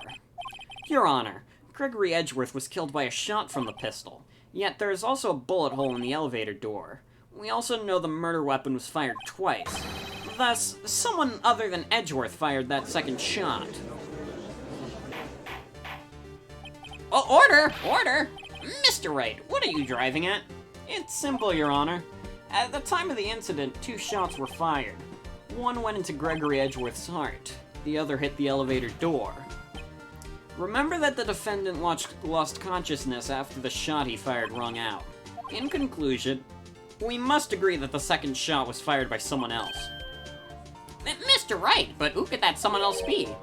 The murderer, of course. I knew I should have stepped in before your wild fantasies got out of hand. Mr. Wright, look once more at the DL6 case file. Look closely. Try the case summary page. Case summary, that's on page 1. Look what is written there. Not a single clue was found on the scene. If the pistol had indeed been fired 2 times, then the other bullet would have been discovered on the scene. He does have a point. The second bullet has never been found. Why? Because the second bullet does not exist. The bullet that claimed Gregory Edgeworth's life was the one fired by his own son. That is the truth of the matter, the whole truth. It was undoubtedly something else that made the bullet hole in the door. Order! I will have order. Mr. Wright has proven one thing to us very clearly. That the murder weapon was fired twice at the time of the incident. However, as Mr. Von Karma says, the second bullet fired was not found. It is highly unlikely that the police merely overlooked the second bullet. So, all we have is the single bullet fired. I'm afraid I have to discount the defense's claim. I praise the judge for his wisdom in the matter. How did this happen? I don't believe that the second bullet didn't exist. Was I wrong? Have I been wrong about this whole incident? What are you doing, Nick? Why aren't you raising an objection? I'm sorry, Maya. What? It looks like I was wrong. Nick? If the second bullet wasn't there, then all my conjectures are for nothing. No, but you said you'd do it, Nick. You said you'd get Edgeworth declared innocent. I'm sorry. It's just, when I saw the photograph, I thought that 2 shots had been fired. I was so certain of it. I thought I'd won. I thought there was another person, someone else who fired the killing shot. But now, I was wrong to think it could have been that simple. This case has stood unsolved for 15 years. Nick? Well, it seems like we have finally cleared up this incident. Only 1 bullet was found at the scene of the crime. That shot was fired by Miles Edgeworth. Precisely. I would like to ask one thing of Miles Edgeworth before passing my verdict. Have you been paying attention to the trial so far? Yes, Your Honor. Do you have any objections? No. No, I do not. So you killed your father, though that was not your intention. Yes, I did. Oh no, he's accepted the guilt. Very well. The statute of limitations on the murder of Gregory Edgeworth runs out today. Therefore, I must pronounce a verdict on the defendant here, today, right now. Right now. Indeed. Does anyone have any objections? I've been here before. It's just like my first day in court. There's so many things I know I should be saying, but my mind's gone blank. I can't find the words. Mr. Wright. I have an objection. Your Honor. I object. Mr. Wright, on what grounds do you object, Nick, I don't know. His case is perfect. It must exist. The second bullet. What? What did you just say? Nothing. Second bullet must exist. But where? Someone took it. It seems waiting is not going to produce us any answers from Mr. Wright. Wait, Your Honor. The second bullet, it existed. What? But we've just heard proof that it did not exist. I realize that, Your Honor. I'm really grasping here. It's just someone took it from the scene of the crime. That's what happened. But who? The murderer. The murderer? Then tell us just who is the murderer. I'm still thinking about that one. So the criminal took the second bullet, but why? Huh? First of all, how would they have found it? It's not easy to find a stray bullet, Mr. Wright. Was there some pressing need to search for the bullet?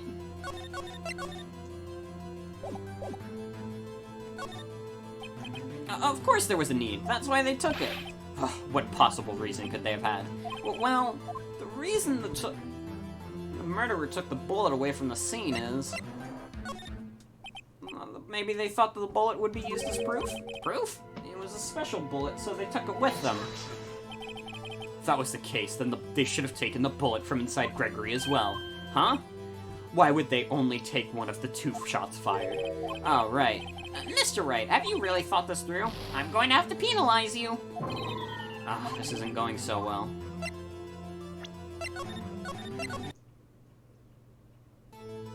You didn't need it. Why would the murderer have spent time to look for that stray bullet? I haven't got a clue. What's wrong, Mr. Wright? Ugh, the murderer had no reason to take that bullet. You don't want to admit it, but it's true. Ugh, I had to take it. The murderer? What does that mean? You're thinking too normal. Think crazy. Don't think why the bullet was taken. Think why the bullet had to be taken. Mr. Wright. I have no idea what I'm doing. Well, the murderer had no intention of taking the bullet from the scene, but, the murderer had to take the bullet. Had to, Mr. Wright? What do you mean? Well, for instance what? Maybe the bullet, hit the murderer? The bullet hit the murderer. Just saying, for instance. I mean, if it hit you, you would have to take it with you, wouldn't you? It's not like you could perform surgery right there, you know? Wait a second. I was just thinking off the top of my head, but what if that's really what happened? Let me get this straight. So at the time of the murderer themselves was shot, and they left with the second bullet still inside them, thus leaving only 1 bullet at the scene of the crime? Yes. I guess that's how it'd work, yes. But there's a problem with that. The other 2 people rescued from that elevator, Miles Edgeworth and Yanni Yogi, were both unharmed. So that would mean the murderer came from outside, yes.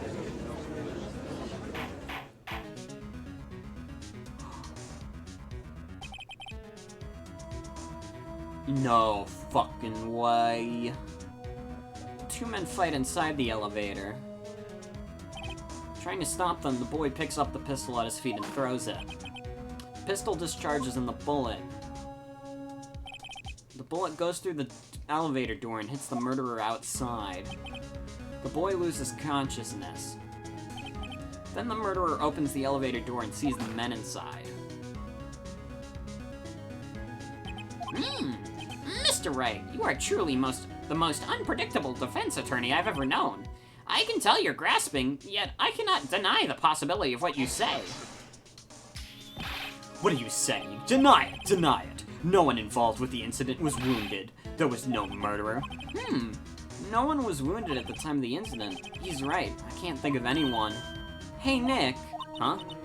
I just thought of something really crazy. Crazy? Remember what Mr. Grossberg said yesterday? Gregory Edgeworth dealt a blow to his perfect trial record. Wow! It must have been quite a shock for Mr. Von Karma. Are we in a time loop? Didn't I say this already? He took a vacation for several months after that, you see. That was the first and the last vacation he's taken in his many years of prosecuting. What if Von Karma didn't take that vacation because of shock, but took it because he was injured? Which would mean, could only mean one thing. He was the murderer in the DL6 incident. He was the man who shot Gregory Edgeworth. It was Von Karma. Oh man. Something wrong, Mr. Wright. You seem dazed. No, Your Honor. Well, you have indicated the possibility that the murderer came from outside. Can you give us the name of your suspect? Uh-oh, should I come out and say it? Should I? Are we just gonna come out and say it? Or are we gonna save it? I'm thinking we just say it. But, what do you guys think?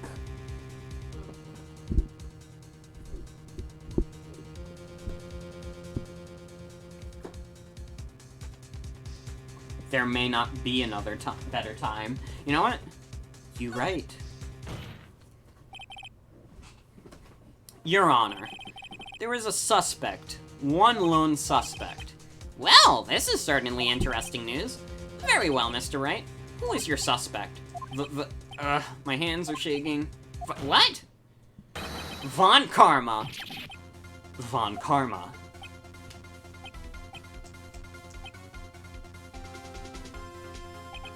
You mean the Von Karma? The prosecutor? The one standing right over there? You don't object? I see no need. Why honor this ridiculous outburst with my objection? Because you took a vacation for several months starting the day after the incident. Yet you pride yourself on a perfect record. Why would you take such a long vacation without any reason? So you're claiming I took a vacation to heal my injury from the incident. Fascinating. Prove it. I would have needed surgery, though. No. Where did I go under the knife at, Mr. Wright? Bring the doctor that operated on me. Have him testify. Nick, let's find out who his doctor is. It's no use. Edgeworth? I know Von Karma, perhaps too well. He's perfect. He wouldn't leave clues. He probably didn't undergo surgery. That would leave a doctor as a witness. Nobody's that perfect. So what, Nick? Did Von Karma pull the bullet out himself? That's insane! No, he couldn't have. You can't just pull bullets out of yourself. Wait, what does that mean? That bullet has to be somewhere, but where? Well, Mr. Wright, can you produce evidence that I was shot? Tell him to take off his shirt. I'm right, Mr. Von Karma. I'll prove it. And I'll even use evidence. I know how much you like it so. Well, what? The evidence that proves that Mr. Von Karma was shot was...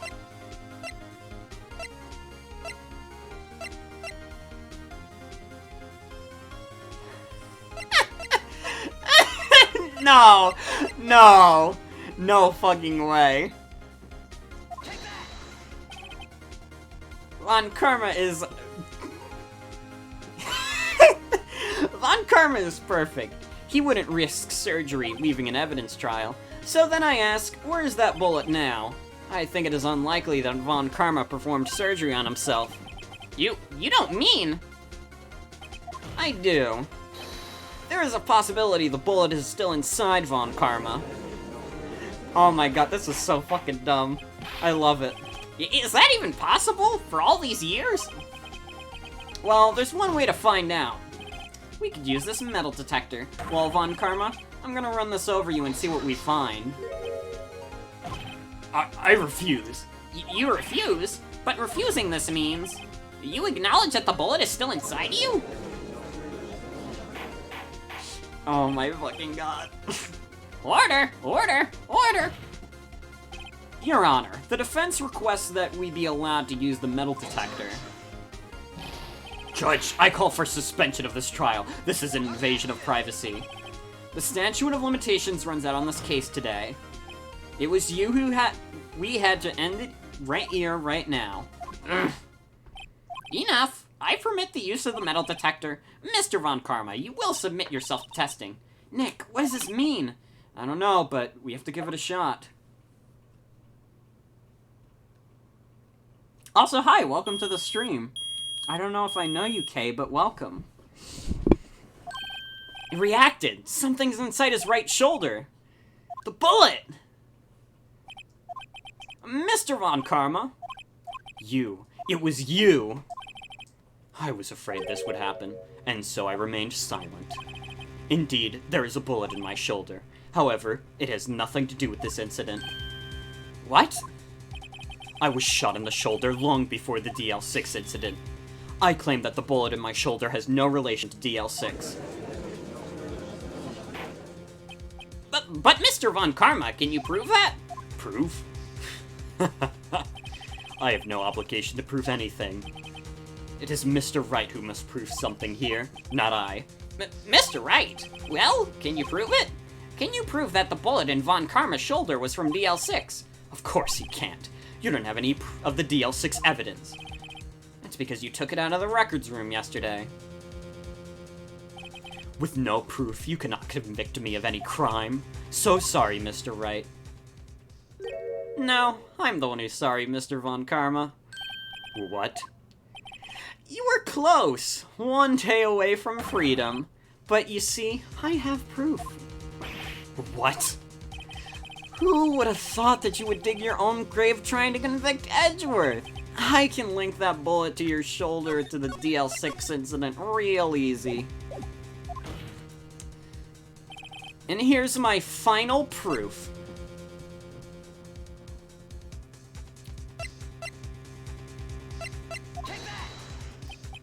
That's a bullet? Where did you get that? This is the bullet used in the DL6 incident.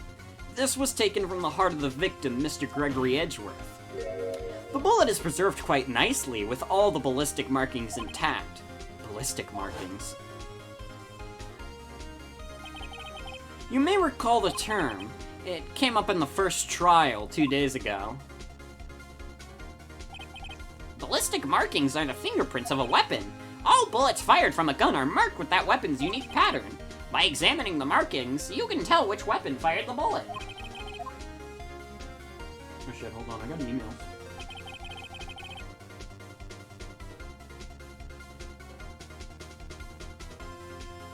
Okay, yeah. My professor finally emailed me back saying, oh, I fixed the quiz, I think. So I'm going to check that after the stream. We have 2 bullets in our possession. One, the bullet removed from Gregory Edgeworth's heart. The other, Mr. Von Karma, is the bullet buried in your shoulder. We could analyze both bullets, and then, if the markings matched, we would know that both bullets had been fired from the same gun. The very same pistol. In other words, the murder weapon that killed Gregory Edgeworth. Mr. Von Karma, you will let us remove the bullet from your shoulder. Then we'll compare the ballistic markings to those on this bullet. And solve this case once and for all. Well, Mr. Von Karma?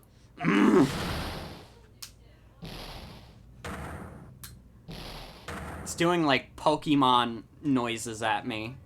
Don't like this. That scream. I've heard that wait, oh, it's just Edgeworth talking. I've heard that scream before. Wait. I know. Oh, I can't breathe. Quiet, I said quiet. You're not making this any easier. Stop breathing my air. I'll stop you. Stop breathing my air. Get away. The flashback for the 5th time. It's almost like my video game, Pokemon Mystery Dungeon.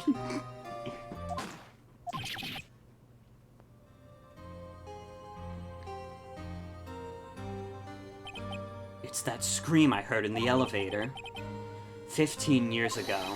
Von Karma, it was you who screamed. Mr. Von Karma? Edgeworth! Only you would dare defy me! So it was you. You and your father are my curse! Your father shamed me with a penalty on my record! And you left a scar on my shoulder that would never fade! I'll bury you! I'll bury you with my bare hands! He's having a normal one. 15 years earlier. Chief Prosecutor, I am sorry. On Karma, it's not like you to make this kind of error. I never would have thought that Edgeworth would be the one to catch you. I was careless. I'm sorry, but you will have to be penalized. I have covered for you in the past, but not this time. Edgeworth! It was a shock like none I had never known. Me? Penalized! It took hours for me to regain my composure. Suddenly, I found myself in the darkness. I was in the court's record room. I must have wandered in there without thinking where I was going. The room was pitch black. The light must have gone out. I went out into the hall and felt my way to the elevator. I pressed the button, but nothing happened. Then, there was a noise. I was in pain. A horrible burning pain in my shoulder. Just then, the lights came back on. The elevator door opened before my eyes. I saw 3 people lying inside, all lying unconscious from oxygen deprivation. Much to my surprise, a pistol lay at my feet. I knew then it was destiny. Fucking doom. Explosion. In his last moments, Gregory Edgeworth was still unconscious. He died, never knowing who had shot him. Later, he spoke through a medium, blaming Mr. Yogi. He was fooled. It was the perfect crime. Who would have thought another man who would have come to open that elevator door? Judge, what? What? What are you doing? Do your job. Bring an end to this miserable charade. Now, end it. Very well. It appears that we have come a very long way to the end of this maze. 15 years later, Mr. Miles Edgeworth, Yes, Your Honor. You were innocent. You are innocent. As you said, it was all a nightmare. Yes, Your Honor. This court finds the defendant, Mr. Miles Edgeworth, not guilty. We did it. We saved the world. That is all. This court is adjourned.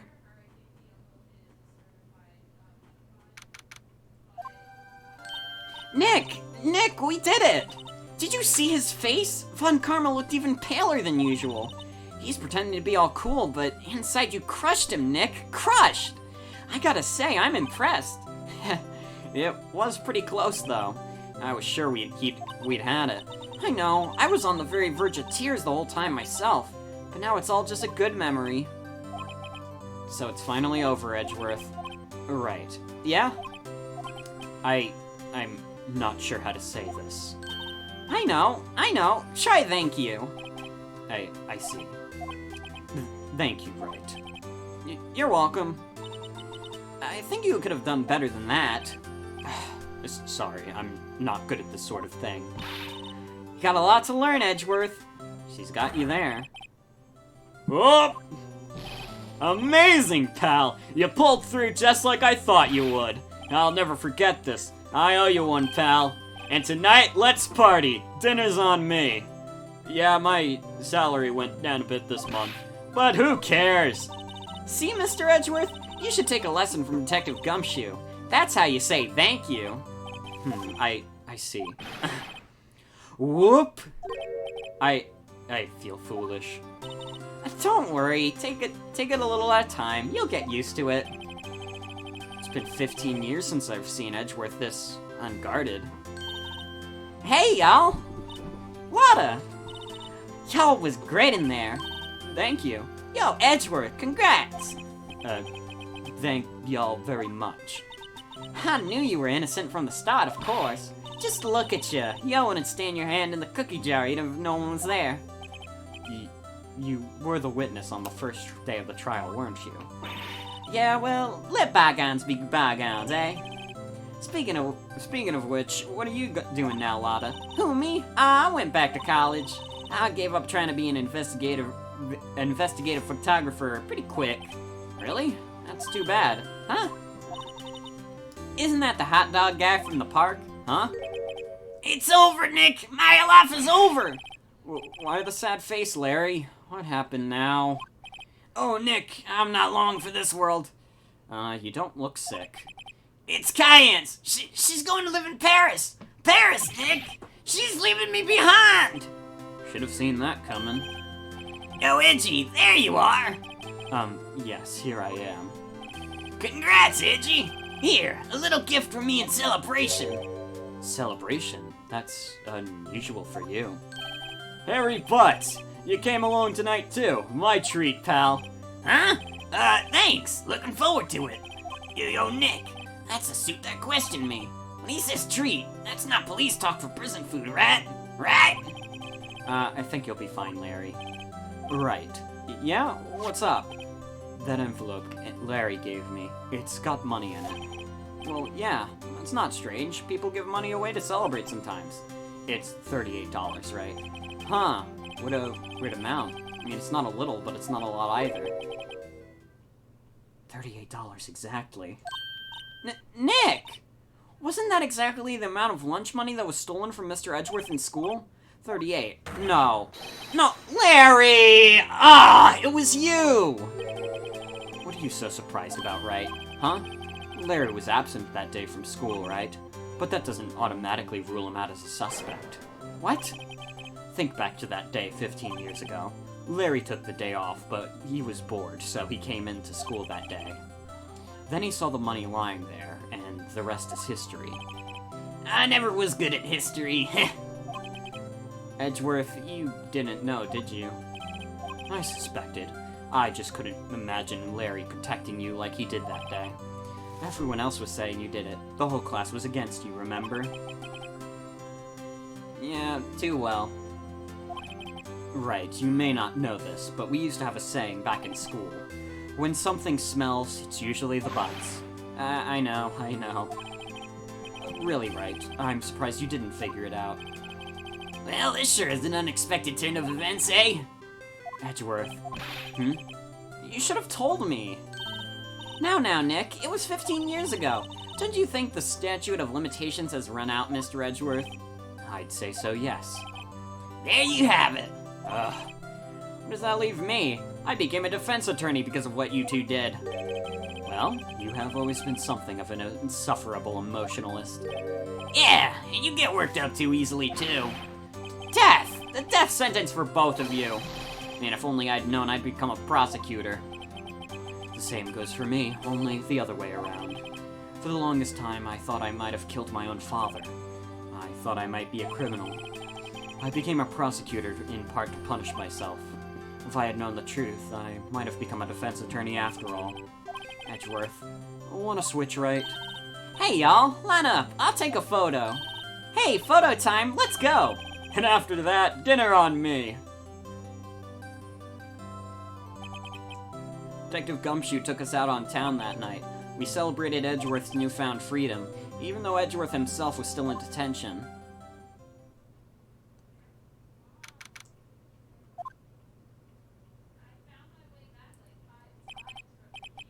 I went a little overboard yesterday. Oh, my head hurts.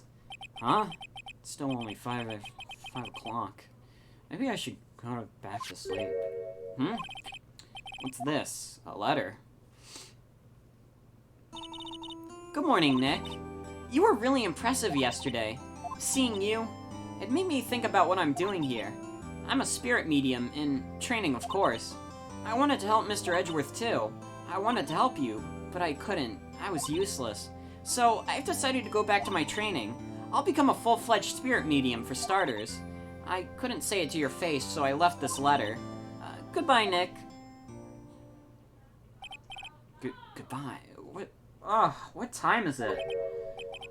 The first train for the mountains have already left, to the station! I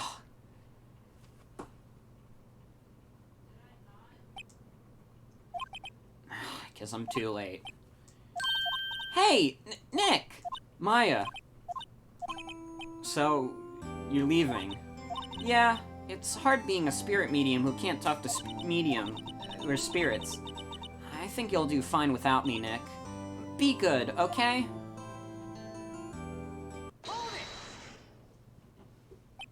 Wait! What? I never could have saved Edgeworth without your help. Huh? On the last day of the trial, I heard her. I heard Mia's voice. You heard my sister? Yeah, only her voice, but still. It was at the very end when I thought we'd lost everything. Well, that's my sister for you. Detective Gumshoe helped, and Mr. Grossberg, and even Larry. I'm the only one who couldn't help. I was useless, Nick. But you were the one who stopped Von Karma, Maya. Huh? I didn't do anything.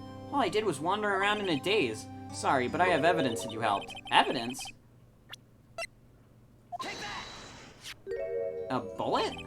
Von Karma was convinced he had taken all of the evidence pertaining to DL6. But you were the one who rescued the last piece of evidence we needed. This was the bullet that put an end to Von Karma, and you were the one who gave it to me. Nick. Thanks, Maya. I couldn't have done it without you. I'll be back soon. Huh? I'm going to complete my training and come back. Okay. I'll be waiting. Of course you will. You can't run that office by yourself. You're hopeless. I don't know about that. So, this is it. See you soon, Maya.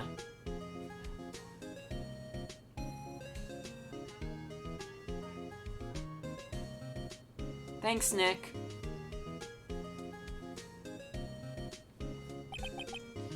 And so my story ends. Time to turn to a new page. And say goodbye to the novice defense attorney that I once was. Now a new story begins. With the same old crazy cast of characters. Huh, don't think you've graduated yet, amateur. Mr. Wright, perhaps you'd like to rethink that claim. Yes, Your Honor. Uh-oh, I got a bad feeling about this.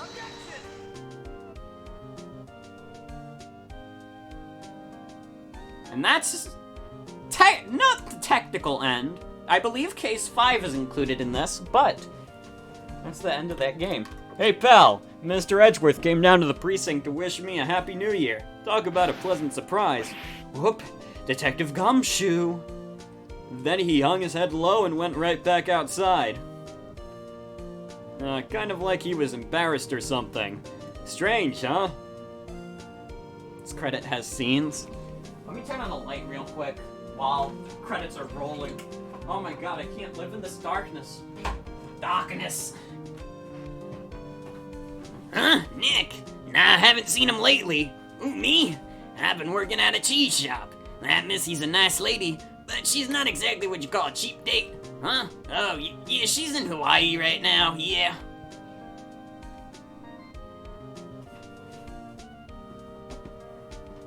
Edgeworth is just a funny guy. Oh, alright. Yes, I remember him. I hear he's been busy lately. You know, not to ring my own bell, but I sort of taught him everything he knows. I'm sure he's grateful. Undertale ending.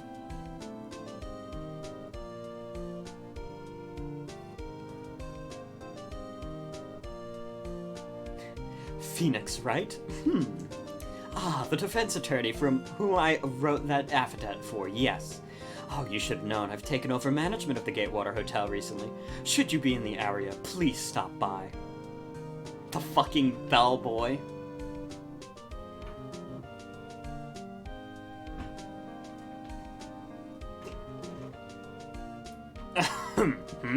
Oh, it's you. Phoenix Wright. Ah, yes, Mia's understudy, was he not? I wonder how he's doing. Haven't seen him of late. Ah, the days of my youth, like the scent of fresh lemon, you see.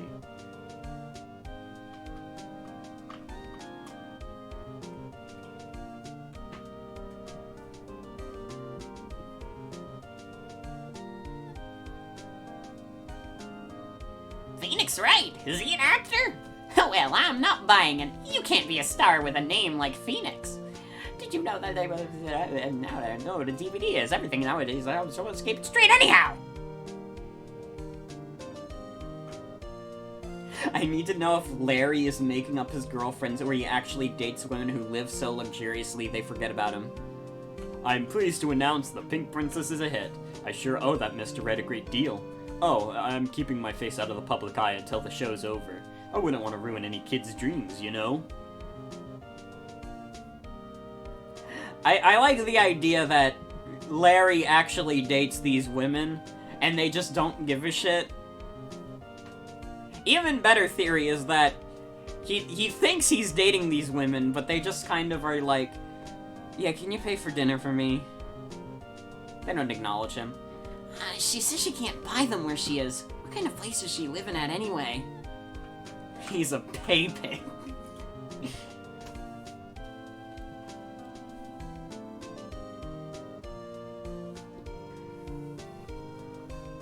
Right? Who's that? You want to talk?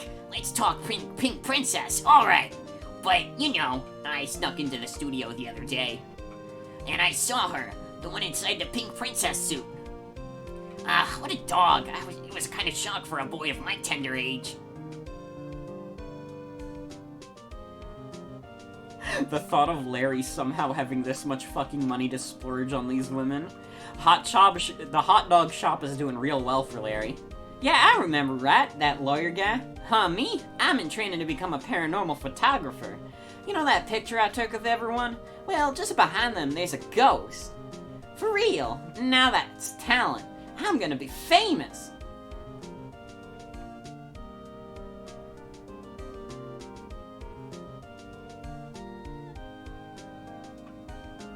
That's why he's broke. He spends it all on OnlyFans. Oh shit, she was right. There is a ghost.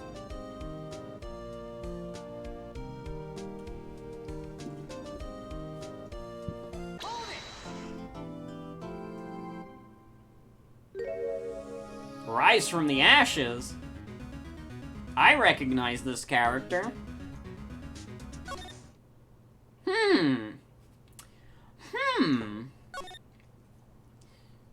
Well...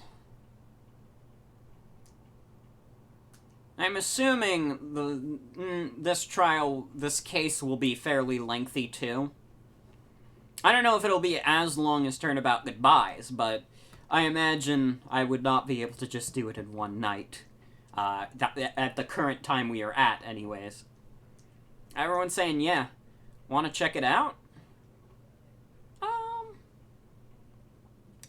You know, we still have a little bit of time. We could get the little synopsis. We could figure out what's going on. I mean, we did that with the, last case, so why not? Let's check it out real quick.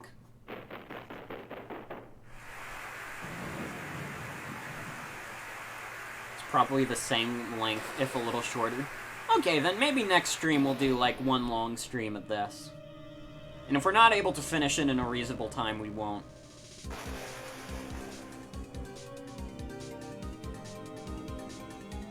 Well, this is different. This is new graphics.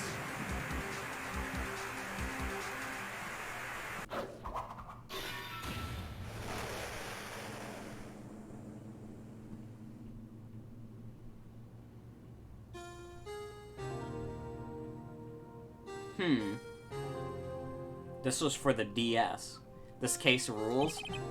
It's been 2 months since Maya left the office. 2 months without a single trial. I've had not offers, but none I took. That is, until the day that girl showed up. Chilling in my office, chilling in my office. Why do I come to the office every day? It's not like I wanna work. There you are, finally! Where have you been?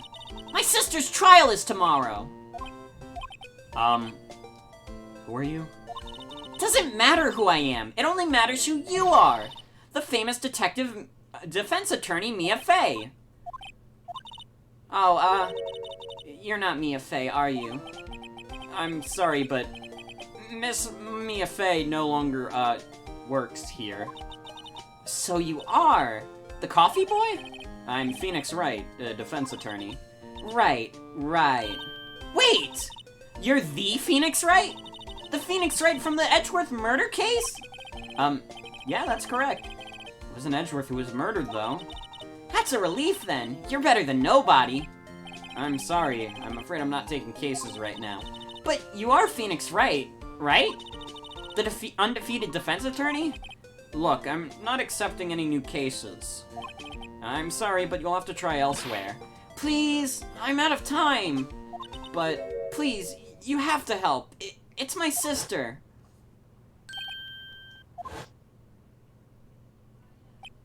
Maya, could it be? Okay, I'll hear you out. Really? Thank you so much. My name's Emma Sky. I'm a scientific investigator. Scientific investigator? Alright, well, she's here. She's in our house.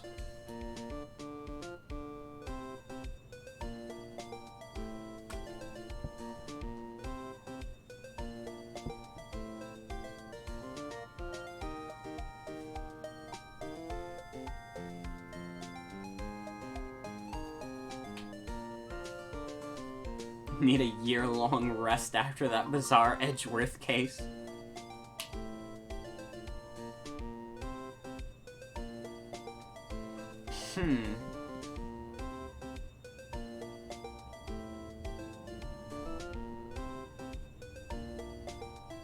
You know what? We got time tonight. We're not gonna do this whole trial, obviously, but we could start it.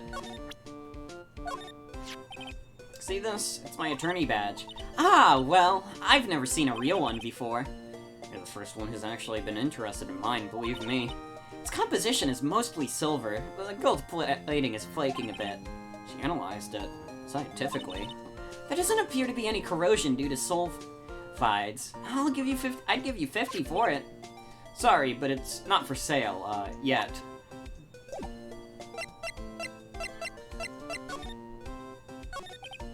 Emma, was it? So you're a scientific investigator? Yeah, that's right. Is something wrong? no, it's just, you seem kind of, jumpy, or maybe just young? Young? I'll be 16 years old this year.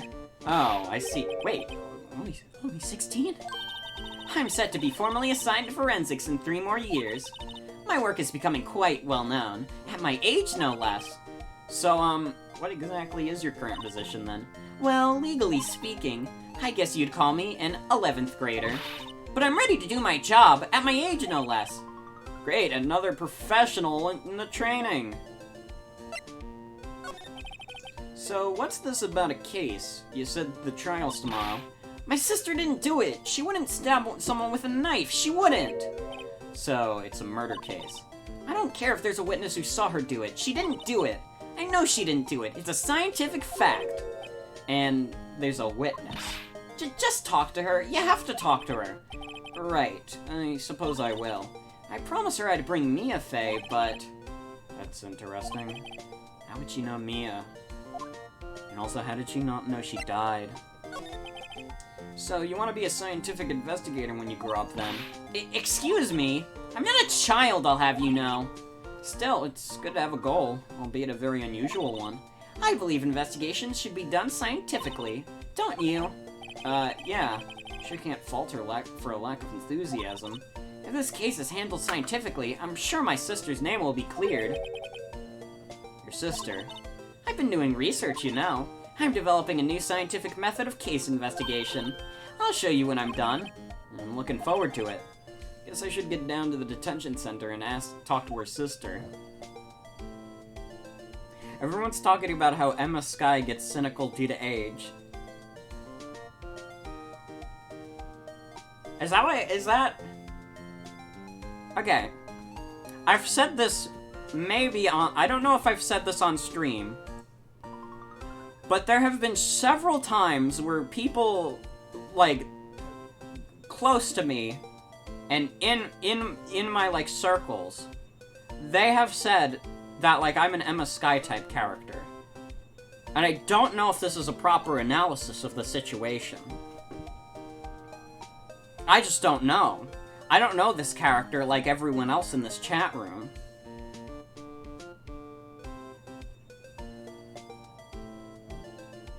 I don't think I get cynical. Did I get cynical? I mean, I do complain. Oh my god, maybe I did. I can decide. Don't worry, just play the game, don't mind us. Yeah, it's a reasonable question.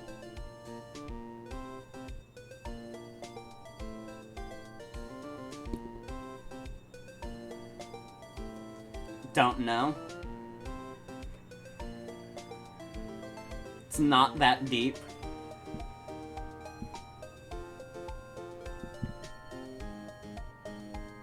Just thought you'd like her, I don't think you are her. Well, not you, but, like, I have been compared to her in the past. This isn't, like, this has happened before, I remember very specifically. It wasn't just you. When I say several people, I mean it. I don't just say shit. Do I just say shit? You know, that's not true, sometimes I say shit. I'm just saying shit right now. I think it's funny to get a rise out of people. Your kin signing me the Joker. Oh, no, we don't do kinning here. We don't do kinning here, because that's unclassy. It's illegal on Twitch.tv, and I'm gonna have to, unfortunately, report you to the Twitch police. In fact, if you ever mention kin in my chat, you are liable to being beat to death by the Twitch police.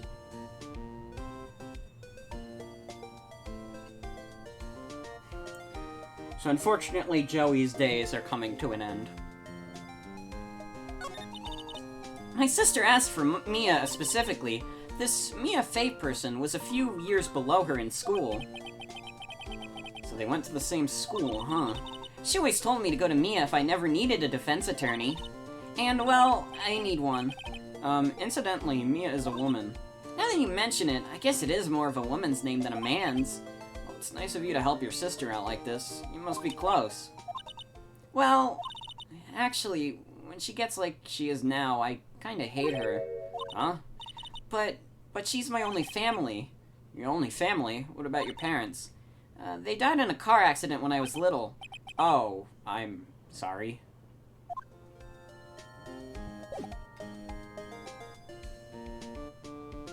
Emma Skye, but a prodigy in funny tweets instead of forensics.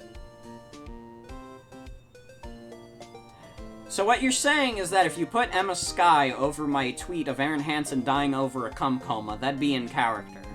That is what you're putting on the table here, and I want you to know that you would have to follow up with that. You're gonna have to file a report to the office. If you truly believe in it, you have to run with it.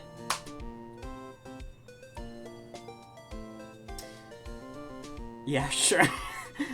I just like saying shit. I think it's funny to get a rise out of people. I'm an evil person. Stop kin-assigning? We're not kin-assigning. I just think that it's funny to talk about this. We're not kin-assigning. I told you that kin-assigning is illegal in all 50 states. I refuse to be kin-assigned because if I get kin-assigned any character, I have to pick apart every aspect of that character and say, no, that is not what I would do. For example, actually those glasses are kind of cool. I was gonna say I wouldn't wear those glasses, but to be honest, those glasses are kind of cool. Badges are a bit much, though. Do I really need a badge? I got a badge, it's called I'm the leader of the bunch. You know me well. I'm finally back to kick some tail. That's my badge.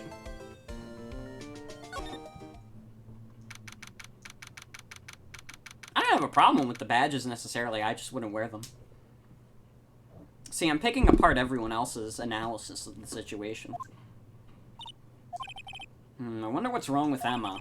She got quiet all of a sudden as soon as we arrived. God, I thought I told you I didn't want visitors. Sorry, ma'am, it's just your sister. No excuses. Or did you not want to raise this year, understood, ma'am. What was that all about? Hi, Lana. Funny. I seem to remember specifically telling you not to come here. Perhaps my memory is failing. Look, I didn't want to come here either, okay? But your trial's tomorrow and you still don't have a defense attorney. I'll be the one in court tomorrow. This has nothing to do with you, Emma. Isn't that right, Mr. Wright? Hey, how do you know me? Mia mentioned you. I've heard quite a bit. I'm sorry, what is it that you do? My name is Lana Skye. I'm chief prosecutor for this district. You're a prosecutor? I mean, at this point, who isn't a fucking prosecutor? Two sisters, one a lawyer. Could this be a coincidence? Emma, Lana, I mean, they're just alike. Is something wrong, Mr. Wright?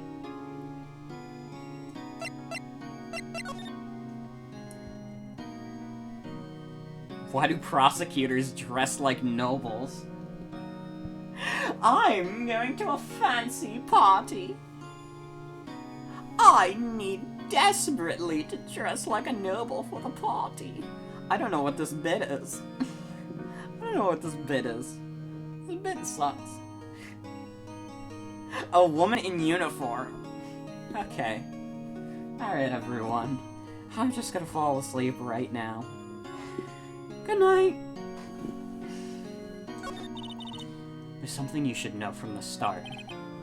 Which is... the suspect in this case has confessed to the crime. Huh? Wait, but the suspect is... me. I did it. Well, Mr. Wright? Well, why don't you begin by telling me exactly what happened? The crime took place yesterday, February 21st, at 5:15 p.m. It's quite specific. It was in the witness's disposition. A witness clearly saw me committing the crime. That was a bit of bad luck, wasn't it? The crime took place in the underground parking lot at the prosecutor's office. The body was found in the trunk of my subordinate's car. The prosecutor's office, huh? In your subordinate's car trunk. Classy. I was arrested on the spot, caught red-handed, as it were. Oh, that's just great. So, who was the victim? An investigator with the police department. I suppose the correct term is detective. A detective? Death was due to a loss of blood. He was stabbed once in the stomach. By you. Death wasn't immediate, but the wound was fatal. I see. Gumshoe dies, yay. What if that happened to you? Allow me to repeat myself, Mr. Wright. The victim was a detective. You know what that means, don't you? Uh-oh. What, Mr. Wright? What does it mean? Well, it means the police department will consider it a matter of pride to have me found guilty. They will use any means at their disposal to do so. This case gets worse and worse with everything I learn. So, you're the chief prosecutor. That is correct. I'm responsible for overseeing every trial handled by prosecutors in this district. I make sure the prosecutors have what they need to do the job and manage every aspect. Those are my responsibilities in a nutshell. That's an awfully large nutshell.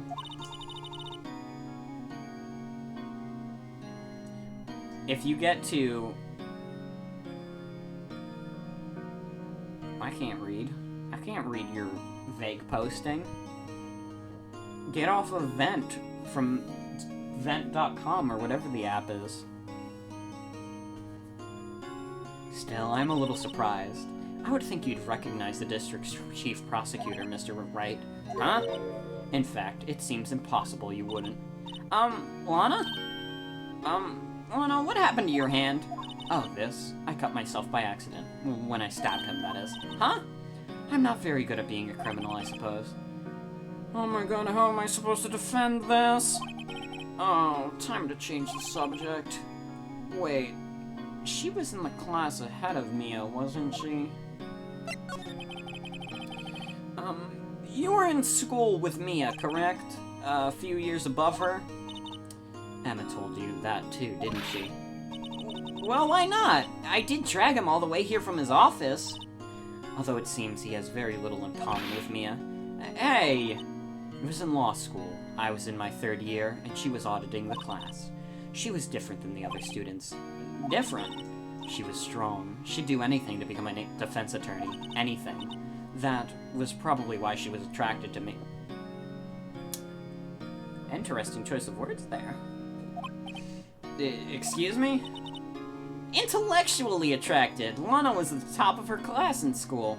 Yeah, I'm sure. Sure, Emma. Pats you on the head. Sure, buddy. Okay. I was the best there was. Oh. I'm doing pretty good in school too, by the way. Sounds a bit different from when Emma says it. Well, Mr. Wright? Excuse me? As you can plainly see, I'm admitting my guilt.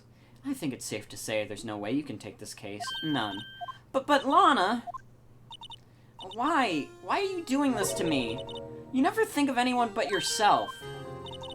I know you didn't, Lana. I know! So how can you say you did? If I lose you, I'll be all alone. I hate you, Lana. Mr. Wright. Yeah? I believe our discussion here is ended. The rest, I leave it to you. You mean you're requesting my services as your defense? Don't lose any sleep over it. Your client has confessed, after all. The case is over. Right. I'll do what I can to get to the bottom of this. Oh boy, I'm glad this is the first trial I lose. Lana has confessed to the crime, yes. But something doesn't fit. It's that look in Emma's eyes. There's something else going on here, and I'm gonna find out what's what. I'm sorry, Mr. Wright. Huh? About what? My sister, she's not always like that, you know? I just never expected to be defending another prosecutor again. She's changed a lot.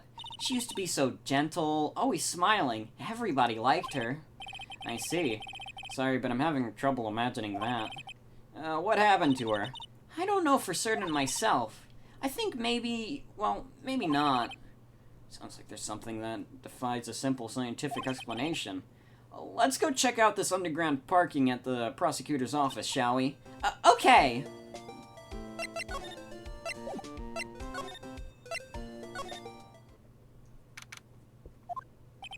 So this is the lot where it all happened. It looks like they're still investigating. Funny that my first visit to the prosecutor's office should be like this. Hey everyone! Keep up the great work! Hey, what are you thinking? Well, they are going to be my co-workers 3 years from now, and after all, no harm in saying hello. Actually, there is. You know attorneys aren't supposed to examine crime scenes. I'm trying not to stand out too much here, see? Hey there, you expecting to go unnoticed here, partner? Partner? McCree! What do we have here? Looks like a bambina got loose from the ranch and is up to no good. It's high. Folks gotta learn to keep them doggies tied down, partner. Mr. Marshall! Marshall? Looks like a sheriff to me.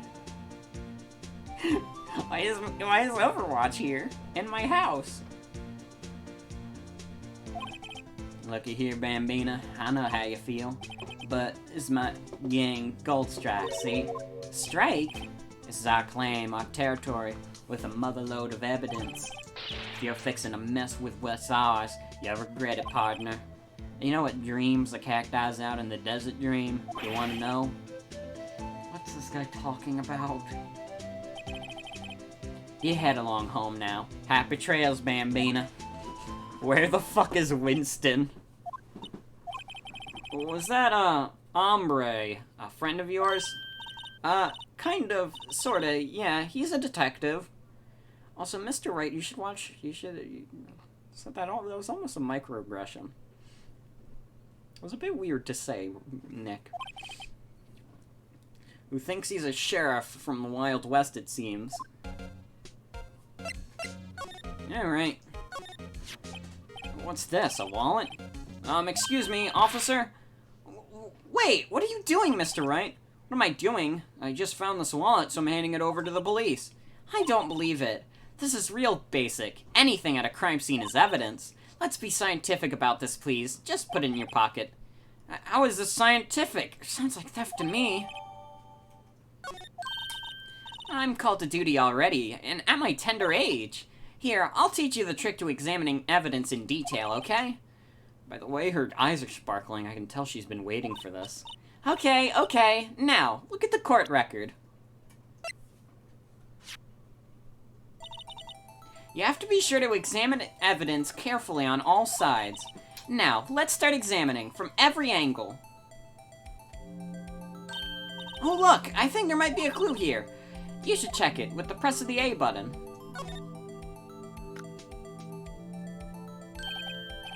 This is an ID card. Sergeant Bruce Goodman, ID 5842189. Ooh, should I read this guy's social security also? See? Well, isn't scientific investigation useful? I guess. Though I don't know what science has to do with it. Goodman's ID added to the court record. Let's be sure to examine every piece of evidence we find. I guess I've got to be on my toes from now on.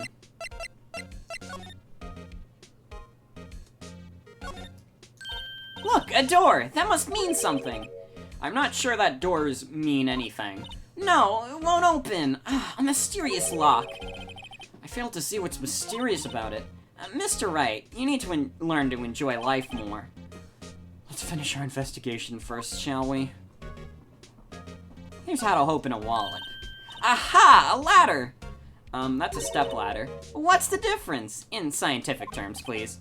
Scientific, huh? Look at the basic nature of things, Mr. Wright. This all seems so horribly familiar somehow. Here, a phone. Let's see how it works. Hey, don't touch stuff we don't need to be touching. I can't hear anything. My ears! No, my ears! Oh, maybe it's due to the barometric pressure. What is she babbling about? Hey, what did you just say? See, you can hear just fine. The phone's broken. This wall is in our way. It's got a faucet for water. Wait, I know! This wall is merely a facade hiding the truth. This is no wall, but a water tank! I fail to see how that makes any difference either way. An oil drum. Looks like it's filled with water. It's heavy! I can't even budge it. Drum over here is on its side. Wait, I know! I'll hide it here and do a stakeout. I think you'll probably just get arrested. In fact, you might not even have to hide in the drum to get arrested. What? I'm not suspicious.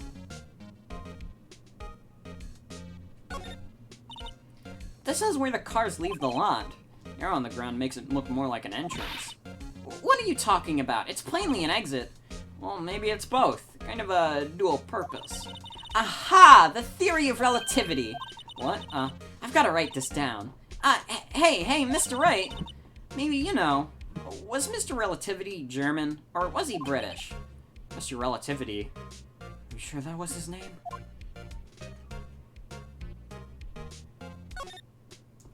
Look, a stylish glass welder room. Very nice. You can see the whole parking lot from in there. It says security. Perhaps it's a cafe? What?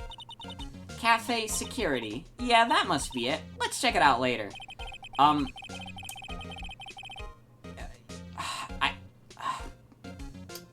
I hate to break it to you, but I think that's probably just a security guard office. You know, I scored a 97 on my science test the other day. Too bad they don't have a test for common sense. I like the idea that she's really knowledgeable about forensics, but bullshits every other scientific theory to sound smarter.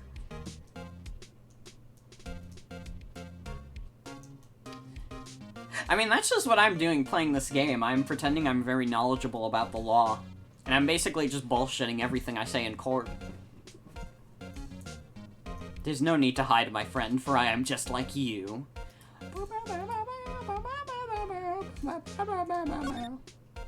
Ooh. Well, no time to waste. Let's get hunting for clues. I wonder what this is. Well, partner, looks like you got no intention of going home quietly. Sheriff, like I said before, this here's our claim. You'd best be moseying along, unless you're fixing to bite the bullet. Scary. Could you just tell us one thing? Who owns that car? Well, looks like the little filly's got a good nose on her. You wanna know who rides that red Mustang with the body in her saddle, eh? Please? No problem, partner. About time for victuals anyways. Get yourself to the saloon up on the 12th floor of the prospector's office. Might just find yourself a cerveza you'd like. Prospector's office? What does this guy think he is? And when, for that matter? Note to self, look up Vittles Saloon Cerveza. I actually don't know what a cerveza is. That's a good idea. Maybe we should check out room 1202, the High Prosecutor's office. In any case, stay away from the car. You can look around here all you like, but keep your paws off our claim. Alright, great. Great, maybe there's some other clues around here, Mr. Wright. Let's check it out. Excuse me, were you two all set? Us?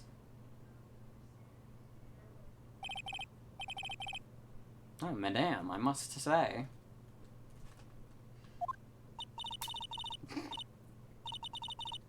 You're selling lunches? Here this is a crime scene. Hello, half and half, was it? Oh, thanks. And you, sir? Yes? Some crunchy goodness coming at you. Thanks. Interesting way of doing business. This area is off limits to anyone without clearance, especially passerbys. Are you officers? No, but you didn't exactly look like the type to have clearance. Well, that's hardly a way to greet someone.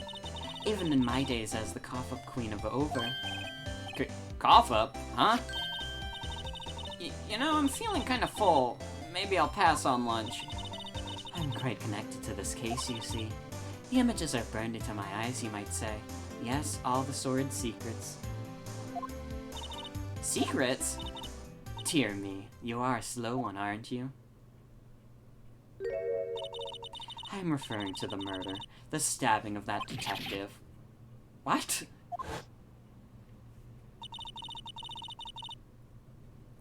Witness clearly saw me committing the murder. You mean you're the witness my sister was talking about? Please, cough up, Queen, tell us what happened. The name is Angel Star. Don't you go forgetting it. Or before you know it, I'll have you whimpering at my heels. Yes, ma'am. Yeah, she means it.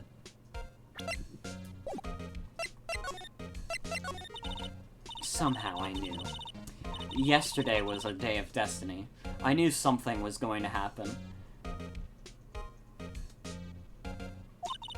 Just like I know the daily special on Friday is every week is salmon. Destiny was yesterday's special for some reason. You're a defense attorney, right? You should know them. You should know the foul misdeeds of the evil ones who haunt this den of inequity. The evil ones? Prosecutors, they have no qualms about all blackening of names of innocents. And yesterday they paid homage to the most evil one of all. They gave an award for the king of prosecutors. What a farce. So she's saying there was some sort of prosecutors convention yesterday. Oh!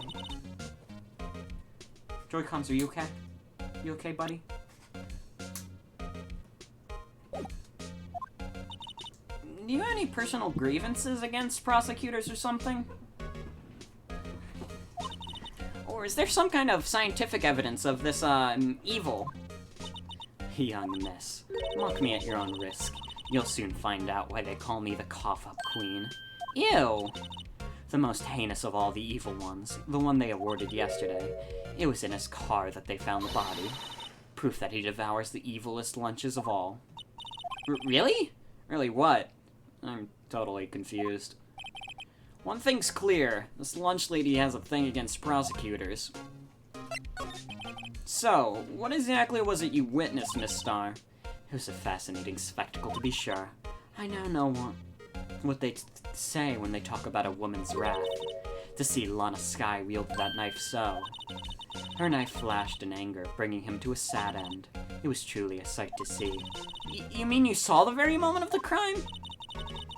The sound of his silvery ties to this world being cruelly cut still rings in my ears, and the rhythmic beat of Lana Skye's knife. Wait a second, you know Lana Skye? Of course, it's quite a feat, becoming chief prosecutor. How many lunch boxes of sin did she pack away to make that journey, I wonder? She always travels light. Now, why would this pretty lunch lady know the chief prosecutor's name? Could we ask you a bit about yourself, Miss Starr? I come here every day to sell lunches. I import only the freshest and best from the Far East. For some reason, the box lunches are hit here. Why not make the lunches here rather than import them? Did you say something? No. Only true connoisseurs can understand. The kind you can only tell someone who has tried General Tso's trilobite lunch set. Never mind. You win. I don't even want to appreciate a part of trilobite's flavor. Anyway, I come here every day to sell lunches. My boyfriend works in the security room here at the prosecutor's office. Sorry, Joey, she's taken. Your boyfriend? See the security room over there? The glass-walled booth. I sell my lunches, and since I'm here anyway, I drop in to see him. Since you're here anyway, I guess selling lunches is more important than romance. So, to scientifically analyze the data available so far, you, Miss Starr, are a lunch vendor with an ulterior motive for coming here. Useful analysis, not. Did you have a bad experience with a prosecutor, Miss Starr? I sense some hostility. Hostility, perhaps. Prosecutors are all alike, and the bigger they get, the worse they smell. You killed Joey! Absolutely annihilated him! You timed him out for 10 minutes! Absolutely destroyed him! Killed her poor friend Joey. Joey's fucking dead.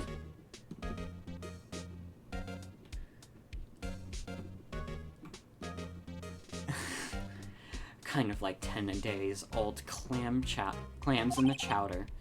Wonder if Miss Starr was involved in some sort of legal trouble in the past. I'd be a sure case of food poisoning. Scientifically speaking, of course. I mean, now you're talking, cough-up queen. thought she was just a lunch vendor, but now I'm not so sure.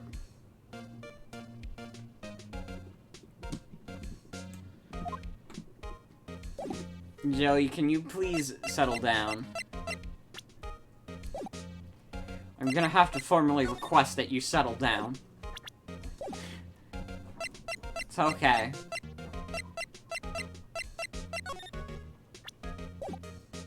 Oh, we can't even go to the side anymore. About this card. Lunchland vendors only accept cash, no cards. Especially not a card belonging to someone else. No, it isn't a credit card. It's an ID card. It belongs to a detective. And you're showing this to me, the lunch lady, why? That's like showing a fine honeyed ham to a detective. Why do I always feel like I'm being mocked?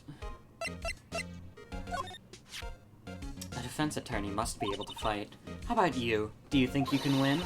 How about tackling Lunchland's Pickle Supreme lunchbox? Wow, it's really crunchy. Box of pickles? Kind of a sad lunch if you ask me.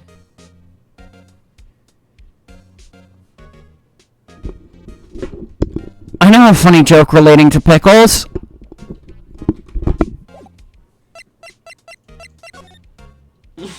I'm so sorry. I'm so sorry. I peeked the mic. I'm so sorry. High Prosecutor's Office. This is the kind of room that just screams I can do the job. Quite a change from your office, really. Thanks. Look, there's a trophy or something here. A trophy? What, that shield? It takes real nerve to display stuff like this. Whoever's office this is, they must be a real stuck-up jerk.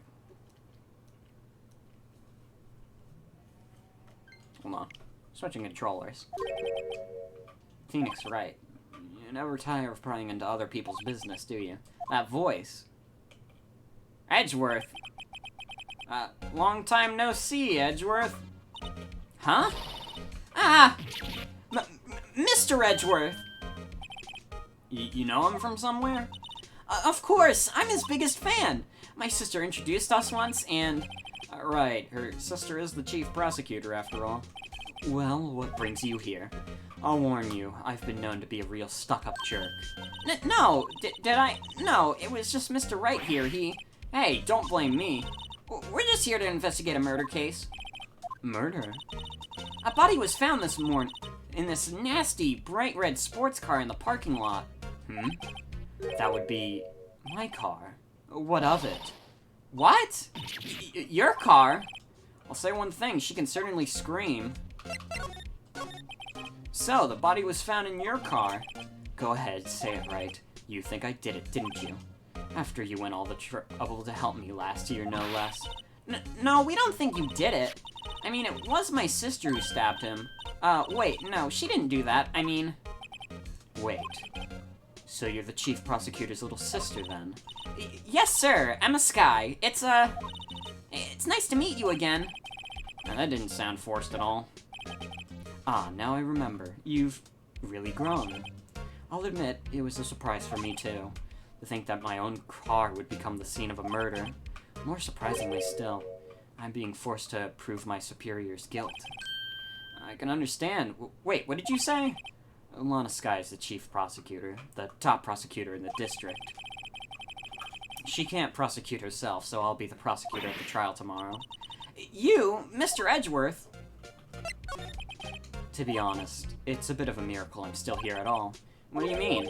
The rumors. You've heard the rumors about me, haven't you? Miles Edgeworth. It's hard to remember a time where there weren't rumors about this guy. Forging evidence, arranging false testimony, illegal searches, you name it. Thanks to you, my innocence was established in the trial at the end of last year. However, there are some who say I'm responsible for the current incident. What? That's crazy. Some people need very little excuse to think ill of others.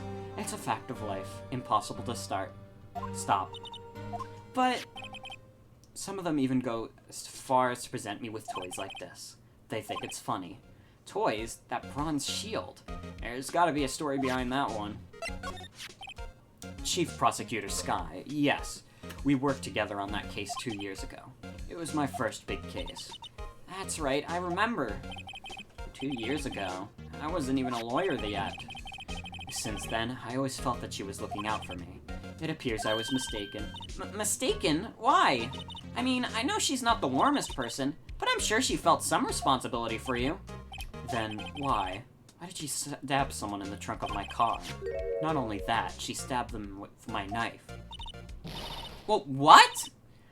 Mr. Edgeworth, your knife was the murder weapon?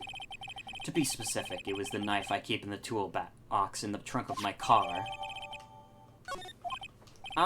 Edgeworth, What? are you sure you didn't do it? Come on, can't you take a joke? You have a strange sense of humor, Mr. Wright. Say, Edgeworth, I was wondering about this. Mr. Wright! Huh? What? Are you sure you should be showing that to Mr. Edgeworth? Oh, he'll take it for sure, won't he? I wish I could be on the same side as Mr. Edgeworth, but then my sister would be found guilty. If she slides any deeper, I'm going to start being depressed. Well, I guess that makes his motivation for taking this case sound. What the? Huh?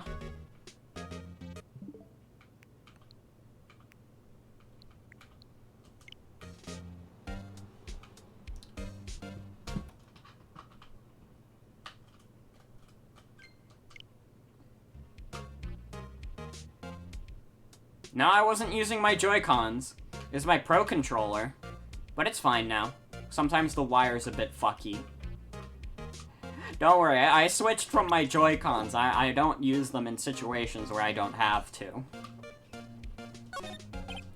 Work desk. It's quite tidy as one might expect. What a nice desk. Easy to use and easy on the eyes. It's polished as well so I can see my own reflection. Strange. Why did I just picture Detective Gumshoe? Maybe I'll take that name plaque as a souvenir. Don't. He'll sue you. My, what an amazing bouquet. Just right for Mr. Edgeworth. No kidding. There's a card on it. Back from the dead, Wendy. Wendy?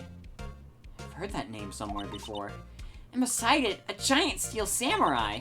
Wow, I want one. Huh? There's something written at the bottom of his foot. Between a rock and a hard place, Wendy. Wendy, is she Mr. Edgeworth's fiance? Oh, no, I don't think so. Oh, it was Old Bag. That makes sense. Whoa, what a view. It must be nice to have an office on the 12th floor. I guess you would feel important. Incidentally, were you going to jump out this window? Were you to jump out this window, the time until impact with the ground would be... Got it! Approximately 3.23 seconds. That's handy to know. Thank you for that. Oh, cute! What a pretty tea set! I got more for the instant tea bags myself. Amazing! The drawer below is filled with packets of tea leaves. They're all sorted by place of origin and flavor. Look at this royal blend! What an exquisitely splendid concoction. There's such a thing as taking a hobby too far. Hey, a chessboard! I'm not too up on my chess, but it looks like blue's in a bit of a tight spot. Red knights have surrounded the blue pawn. Huh? Those horses are mounted knights. Their swords have a really sharp edges. And check out that poor pawn. His head is kind of spiky. Kind of reminds me of you. Mr. Edgeworth must be an avid chess player. Oh, what's wrong, Mr. Wright? Edges surrounding a pawn with spiky hair. Nah, it's nothing. Nothing at all. Oh, these are all case files. They're stacked up to the ceiling. There's even a ladder. Odd. I thought Edgeworth wasn't good with heights. He must have someone to get them for him. Strange. Why did I just picture Detective Gumshoe? He must study these case reports so closely. He's so cool. You wouldn't say that if you saw him sweating bullets up on that ladder. They're so gay. Love wins. Wow, this jacket is even lacier than his usual ones. This must be his lucky trial jacket. Lucky jacket, right. I've never seen him wear it. I'm sure there's a story behind why it's in a frame. Maybe I'll be naughty and take a picture. She's getting way too excited about this. I've been wondering, what the heck is this? It has a big K on it. Of prosecutors. Kungpowpenis. You guys fucked it up in chat. Put a double P. Put another double P. Put a double E. Double N. Well, it's not bad, but we can do better. I believe in us. We have to charge Bernie's powers.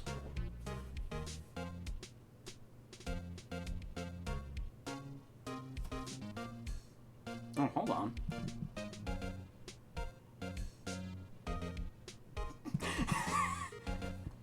Audio sent some really good art in Burger Time, and I looked at it and I very much appreciate it, and when I am done with this stream, I'm definitely going to tell Audio that I appreciate it, because it's very good.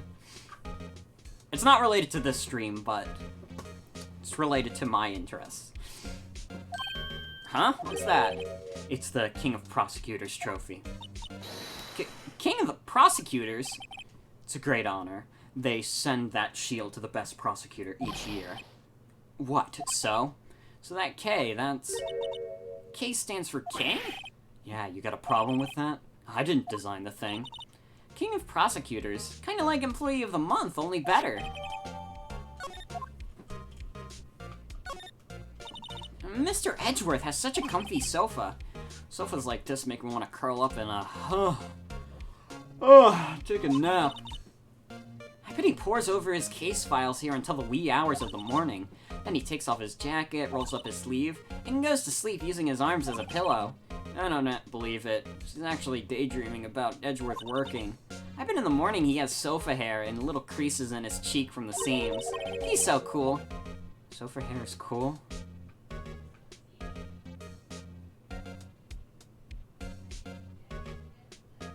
Everyone thinks my spiky hair makes me an asshole.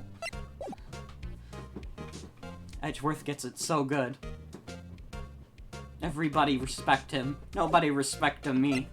I have a perfect record so far. I've won 4 cases. 4 major cases against prosecutors who have never lost in their lives. He's also just been here watching us investigate the whole time. Listening to us too, probably. Why are we back here? Huh? Well, that doesn't leave us a little lot to do.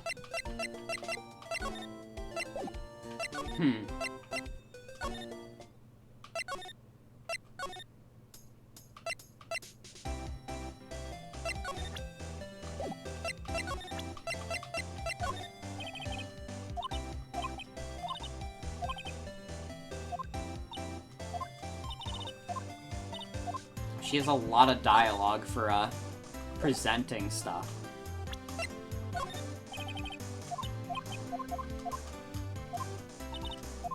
So, what the hell do we do now?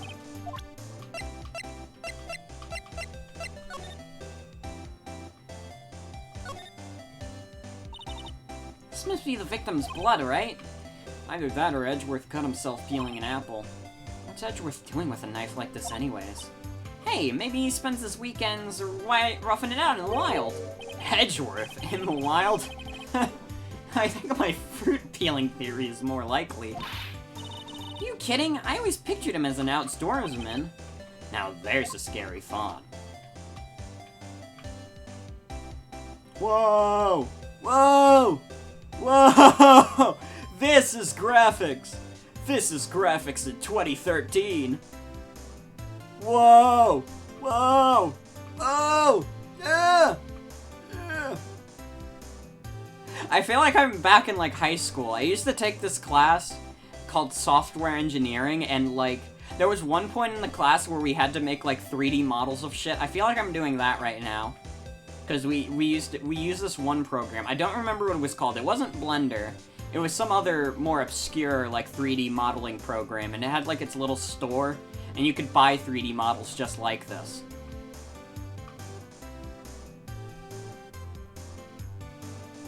I remember one time I made, like, a shitty 8-bit Mario in, like, that modeling program.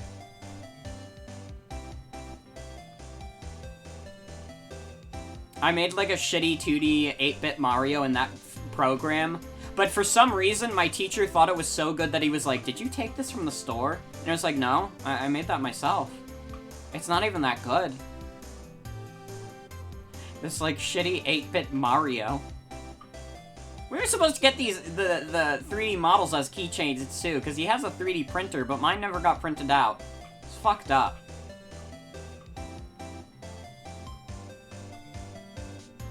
I should go to my high school and ask for my Super Mario 3D model. I might actually still have the file for that on my computer, because I believe that was my last year of high school, and I still have all my files backed up from back then.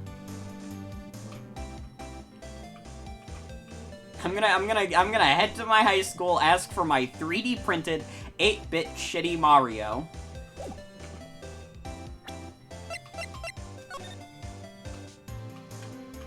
Whoa!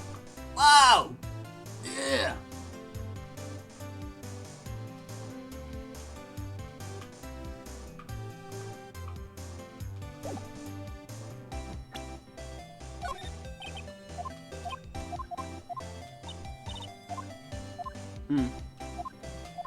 You wanna see it?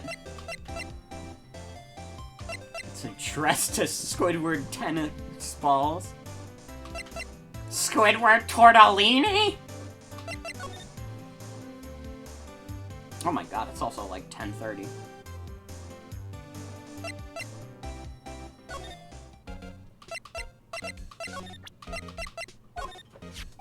So basically, this says you were the best of the best last year, huh? You can take that foolish grin elsewhere, right? I lost a day of work to receive that travesty. Huh? Why's that?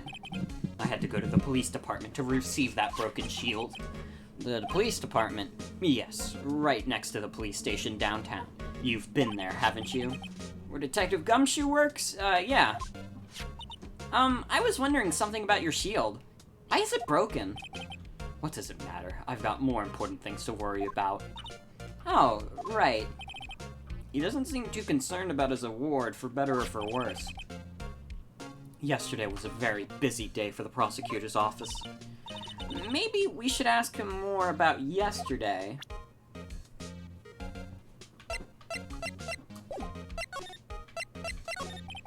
Could you tell me more about yesterday, the day of the murder? Yesterday was the annual cleaning day at the prosecutor's office. Cleaning day? Working with the police department, we sort and file all evidence for solved cases. We call it evidence transferal. Wiping your hands of old cases, in other words. Oh, and another thing. Ceremony was held at the police department. There's an annual review and awards for outstanding police officers and prosecutors. And that's when you got that shield. I was at the police department yesterday afternoon. I got back here at 5:12. That's very precise. People like myself and Edgeworth pride ourselves on our precision, Mr. Wright. No, I place a little faith in my memory. The only thing I trust is this solid evidence. This is the parking stub from the underground lot. The murder took place around 5:15. So the murder happened right after you got back. What, Wright? I'd appreciate it if you direct that suspicious glare elsewhere.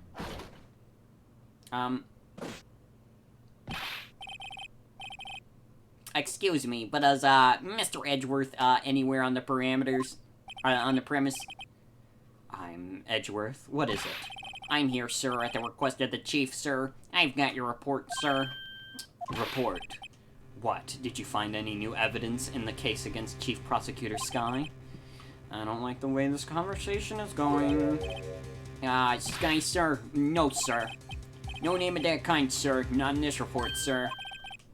I think I just heard Edgeworth's lid blew. Mr. Edgeworth's lid isn't on very tight, is it?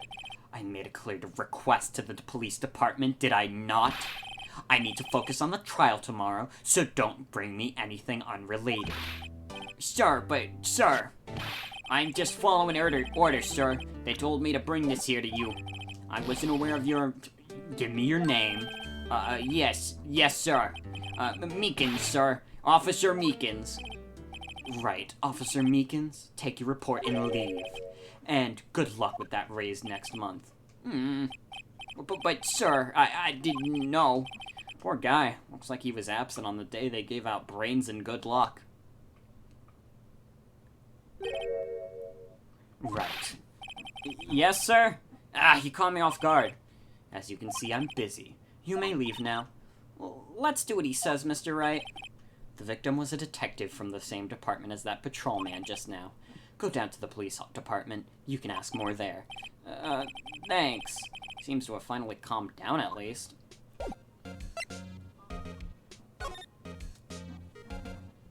Himbo Meekins.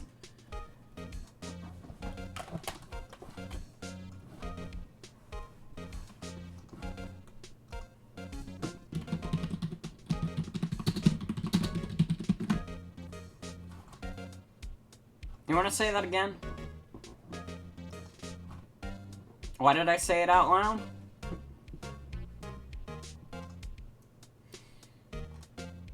Isn't it obvious?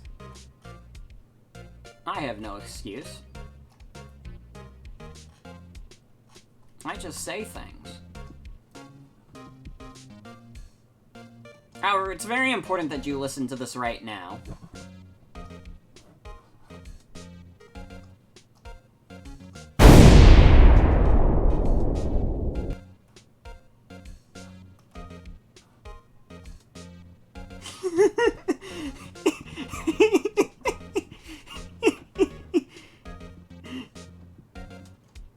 I couldn't even hear that explosion, but I hope it was a very good one.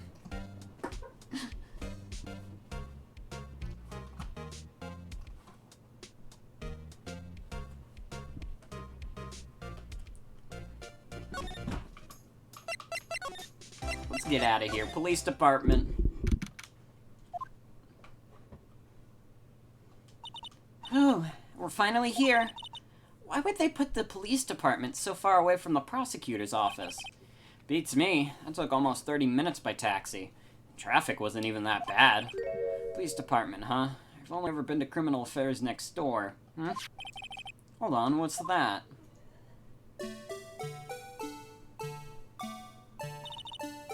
Disturbing. Why does it undulate like that?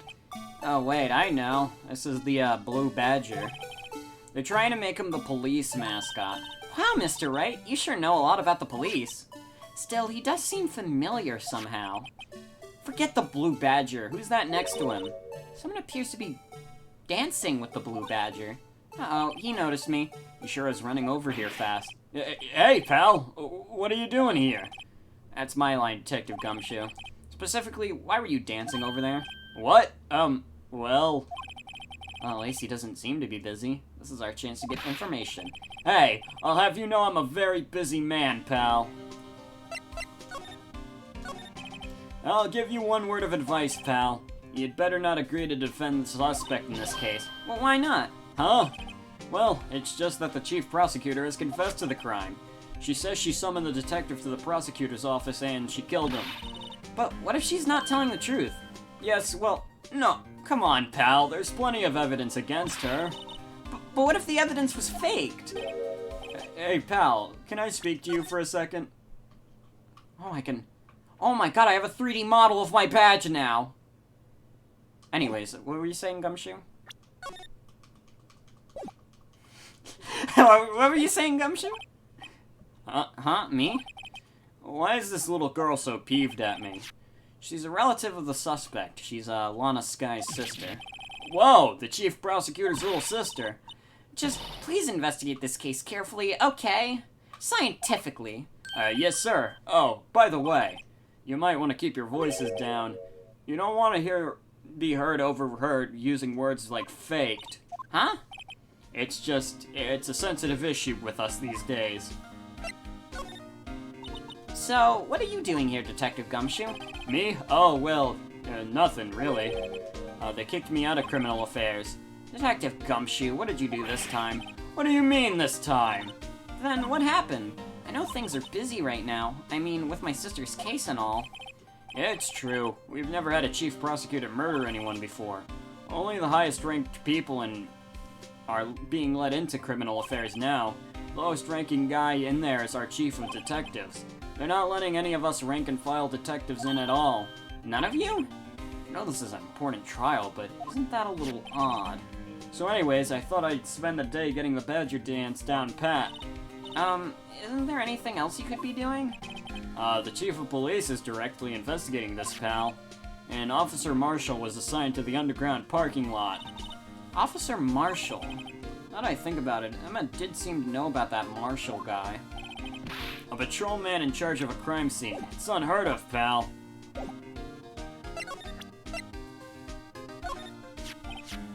Found in Mr. Edgeworth's car, stabbed with Mr. Edgeworth's knife, huh? What would drive Chief Prosecutor Sky to do such a thing? Wait, I mean, sure, of course someone else really did it. Someone who must have had a grudge against Mr. Edgeworth. Car and the knife do seem a little too well organized to be a coincidence. Poor Mr. Edgeworth. What could have happened? I have to find out a little more about what's going on with Edgeworth.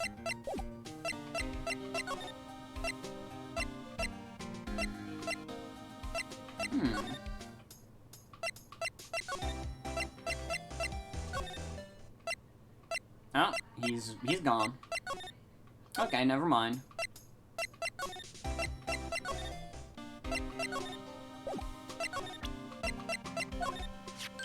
Hey, that's it! That's the King of Prosecutors award that Mr. Edgeworth got yesterday. Were you at the ceremony, Detective Gumshoe? Of course, pal! I got an award for diligence myself. Ah, congratulations. I was wondering, why is the award a shield? And why is it broken? Oh, there's a reason. I'll tell you what that is later. Apparently he's forgotten. But I was proud of Mr. Edgeworth for winning that award, even with all the naysayers in the prosecutor's office. Naysayers? Must be because of the rumors.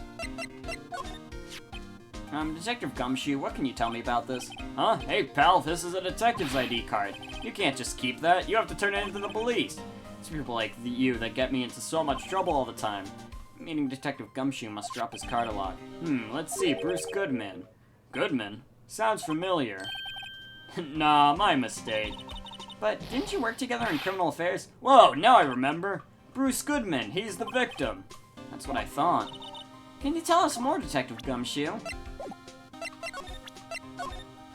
I didn't mean to. I wanted to show him my badge. Mr. Gumshoe, wouldn't you like to see my badge? Detective, here's my attorney's badge. You show this to me every time we meet, pal. Real men show their police badge. Enough said. Wish I had a badge. Even an ID card would be nice. Wait, speaking of ID cards, I found that detective's card, didn't I? So, this ID card belonged to the victim. He was a detective like myself. Detective Bruce Goodman. Don't you think it's strange? I mean, why would the victim's ID card be lying on the ground where we found it? Well, Detective Goodman should have been at the police department yesterday. There was an evidence transferal for a case he handled 2 years ago. Evidence transferal? Mr. Edgeworth mentioned that too. But Detective Goodshoe was killed... Goodman was killed at the prosecutor's office. Well, that's the thing. It's hard to say this, but word is that Chief Prosecutor Sky called him out to the parking lot. And Lana's confessing as much. He's in a tough spot again. Again?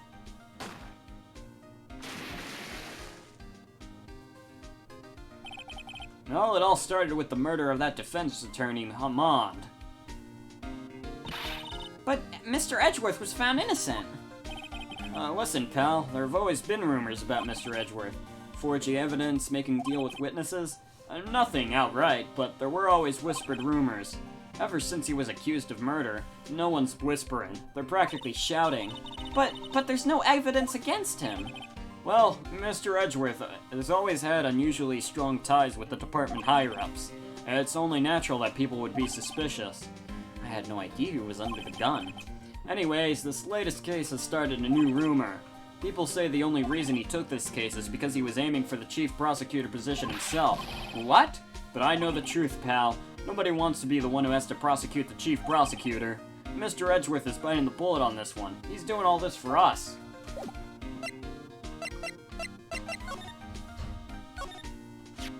I was wondering about that. What, the Dancing Blue Badger? It's my masterpiece. You made this, Detective Gumshoe? The chief threw together some designs and I just did my thing, pal. Nice work.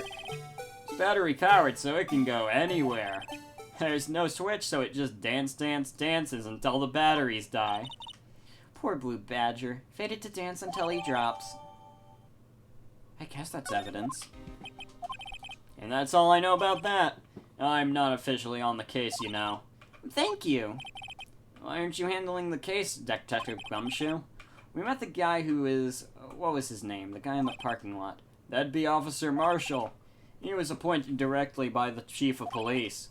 Officer Marshall? Is he some kind of Wild West sheriff or something? No, Jake Marshall's just a regular officer from West LA. For a moment there, I wasn't sure.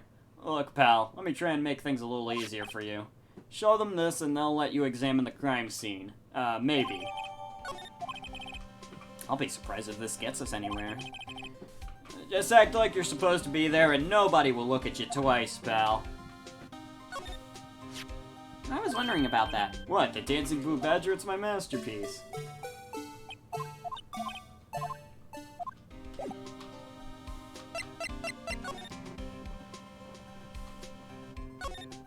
The detectives look pretty busy in there. Just imagine, right now, behind those doors, a police drama in action. Somehow the thought fails to excite me.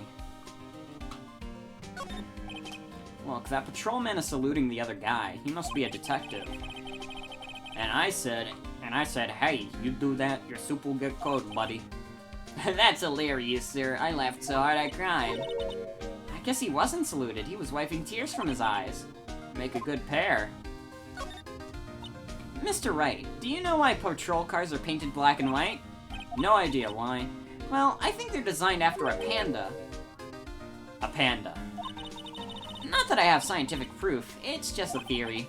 Do you mind me asking how you came up with that theory?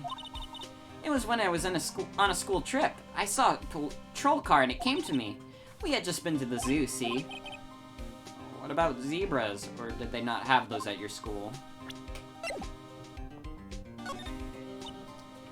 Banner here is announcing the crime-fighting campaign. Nice slogan. I wonder if they'll be selling fingerprinting sets. I don't think that's that kind of campaign. What family wouldn't want to get set at home? It's good for finding out who snuck into the cookie jar. I think most families can figure that out without the extra help. I always get excited when I come to a police station. Why's that? It just feels like I've jumped into a movie, huh? You know, with all the police and criminals. Well, I don't know if all this is that exciting. There was a real murder. Sure it is. Look at those two officers over there. They're probably talking about their latest bust. Funny, I thought they were just talking about the weather. The usual wanted posters are hanging up on the bulletin board here. Do you know this face? If you do, dial 911. You know, Mr. Wright, I've always thought it was kind of funny. I've never seen anyone who looked like the people in these posters. They hardly even look human. She has a point. God, they hired some pretty shitty artists here. I would know. Anyways. Looks like the investigation is still going on. I had to get into the shop. Sorry, looks like I'll be stuck in this pit till the sun sleeps. I'll see you in my dreams tonight then, baby. Oh, still here? I thought that was Marshall. That's why I was doing the Marshall voice. Hello. Why the surprised looks? Didn't I mention? I've got a boyfriend in criminal affairs, too. What happened to the security guard? Oh wait, Marshall is here. Hey, what's wrong, Bambina? You're looking like a doggy that's lost its herd.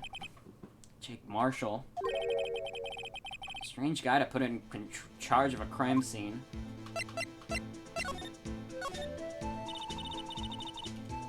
There's something I wanted to ask you.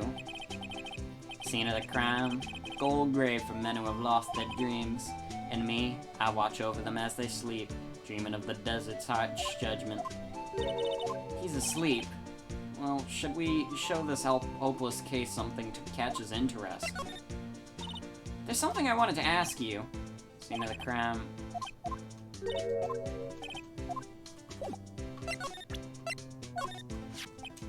Would you mind reading this for me?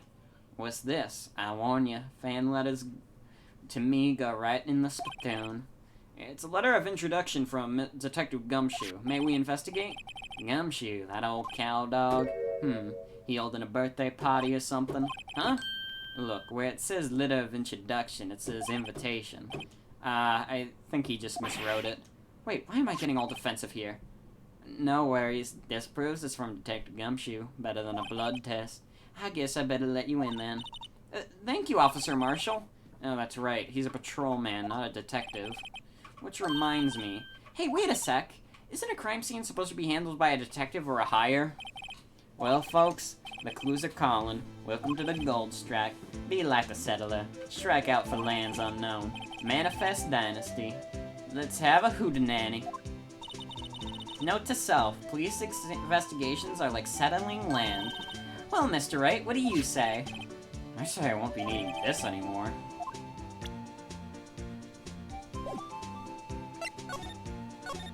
Officer Marshall, could you tell us more about the victim? Good men always die young. Remember that, partner. Could you be a little more specific?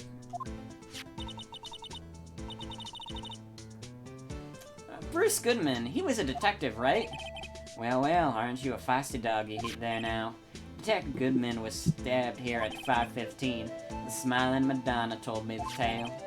I think he means the witness, Miss Angel Starr. One stab to the chest, a fine piece of work. This is the autopsy report. Was my sister involved with the victim in any way?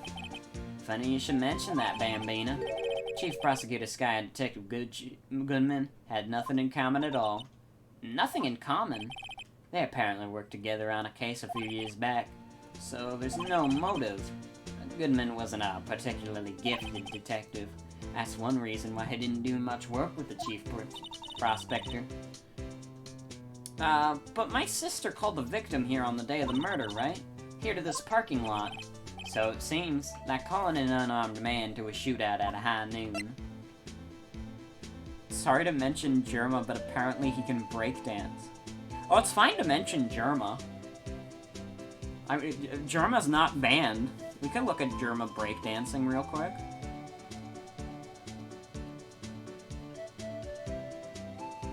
Oh, this is all the way from the green screen stream.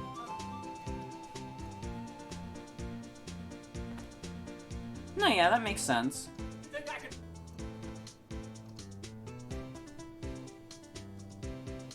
I am quite literally not surprised that Jerma can breakdance. Oh, he's doing a DLC. I had no idea. But I mean... No, yeah, I see nothing weird about Jerma being able to breakdance. That just registers in my mind as, like, yeah, he would know how to breakdance. I'm not convinced there's anything that Jerma is incapable of doing, to be honest. I don't mean any defense, but... Officer Marshall, you're a patrolman, right? Not a detective? You call me out, they shoot you for that in Texas. Huh? I was one of them fancy shoot detectives tell you 2 years ago to tell you the truth.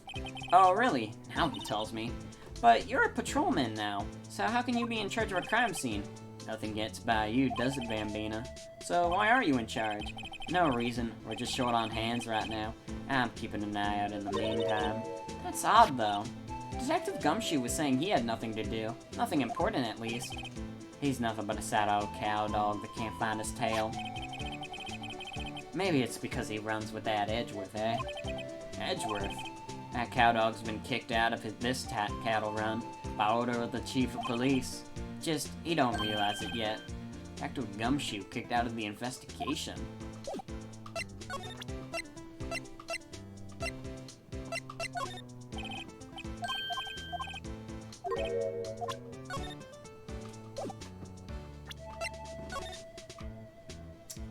diseased. Bruce Goodman died in time of death.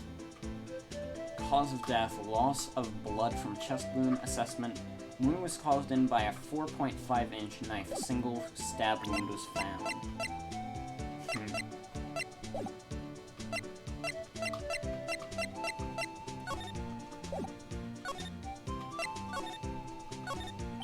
This appears to be the car where the body was found.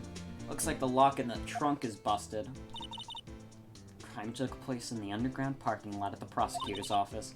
The body was found in the trunk of my subordinate's car. Also, good night, Zen. Quite a luxury car.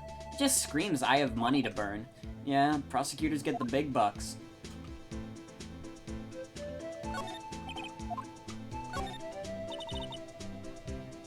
Oh, and good night, Atticus. I don't think I'm gonna be streaming this for much longer. It is almost 11 p.m. I don't think I could stream Ace Attorney until midnight. I can't. Probably when we finish this investigation, I'll end it. This rope, is it? Yep, they laid the outline of the victim's body. So wait, the victim must have died when the killer closed the trunk on him. You have got to be the only person I know who would come to that conclusion. This looks like a cell phone. Scientific analysis would suggest this belonged to the victim. I can't think of anyone else it could belong to. What's so scientific about that? Should we check it out? Right, let's check it out. Wait to go through all the...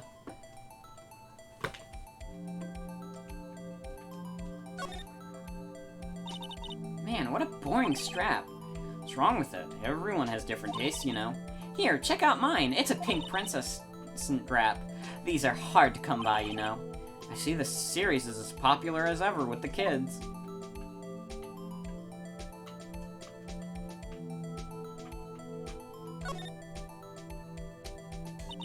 This phone's still on the redial screen. Redial? Mr. Wright, most phones keep a record of all the calls you've made and received. You just press the blue button to display the last number you called. Convenient, isn't it? I'm surprised you didn't know about it. Sorry to disappoint you, but even I know about things like redial. Huh? Oh, I'm sorry. It's just, you never know with people from your generation. Whatever, let's check this phone out. I hate being called old.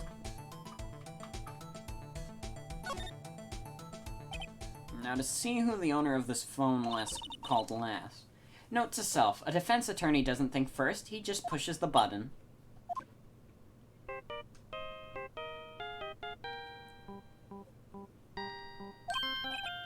Hey, that song, I know that. Hey, what's going on over here? Sorry. I see you, partner. You pressed redial on that there phone, didn't you? Well, yeah. Whose phone is this anyways? It was on the ground over there. Whose is it? That belonged to Chief Prosecutor Sky. What? It's my sister's?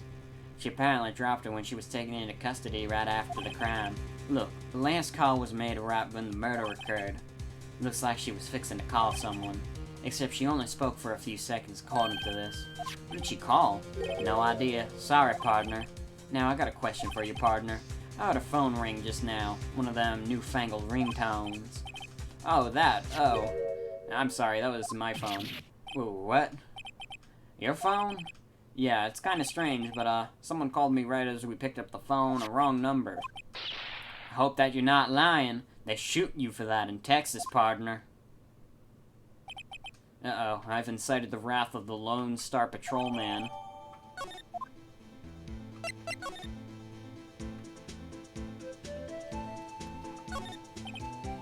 P-block is through there. That's where visitors park. I can see the Lunchland car over there, far in the distance. Hey, you're right. I like the cute design on the door. I see a cartoon cow munching down on a juicy-looking steak. Doesn't that strike you as a little creepy? Just don't think about it too deeply and you'll be fine.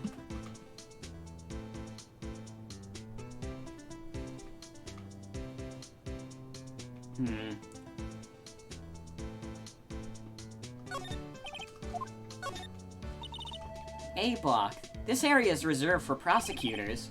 Defense attorneys are relegated to B block. I dream of the day when I will be able to park my car here.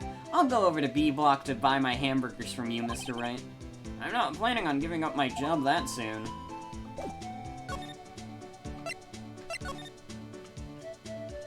I don't think there's anything new here. Nope. Everything seems in order.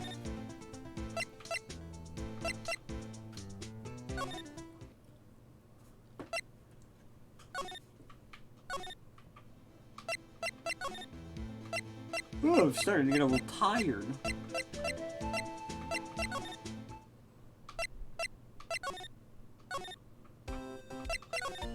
Oh, what's our plan? Edgeworth is gone, your sister's gone. What's our plan here, Emma? We gotta work with me here. I guess we could go back to the police department.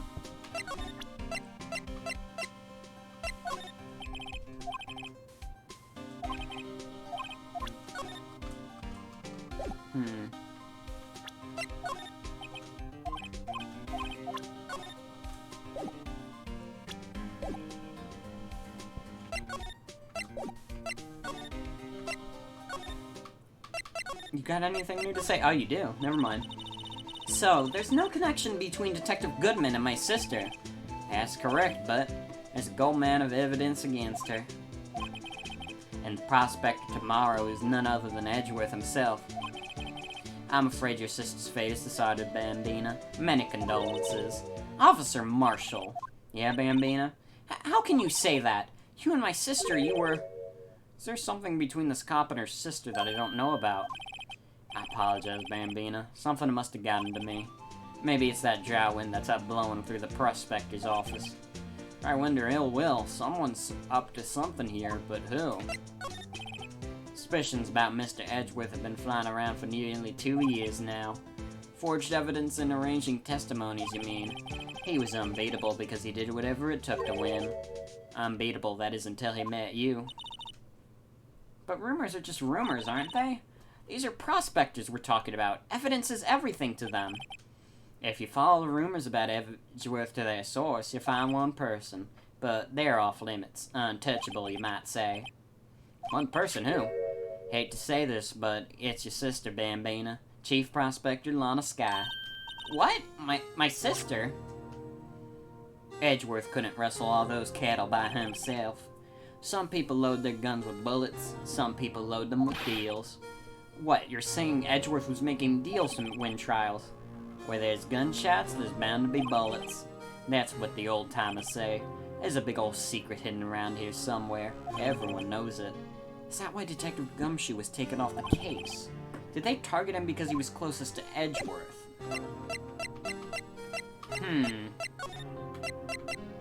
I find this very suspicious indeed.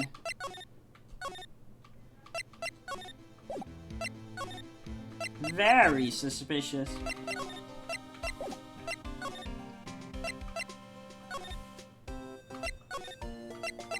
But we don't have much else to work off of here.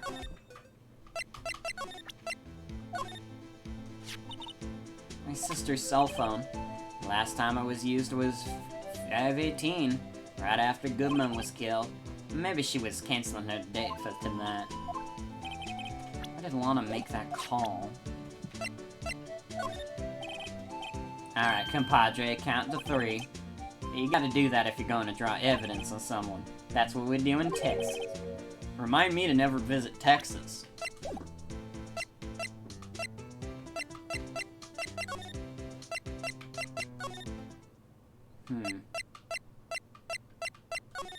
There's nothing more to do in Edgeworth. Maybe I could get something out of Gumshoe now?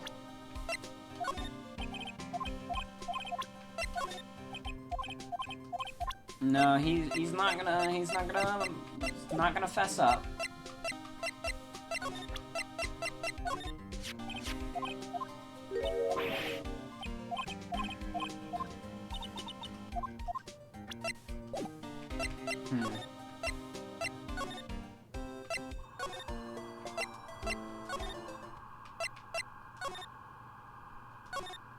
This guard monitors the visitor's room.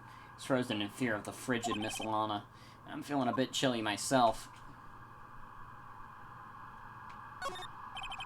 Smile for the camera. This case is a little hard to work around. Yeah, I have no fucking clue what I'm supposed to do right now. I said right now.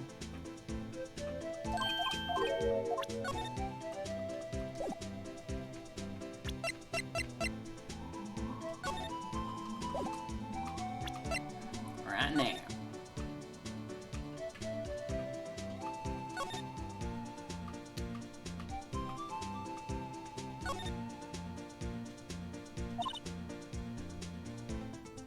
What's wrong? You look like I do during finals. Never mind, it's nothing. I can't do nothing else on her phone. Alright, what do I do now?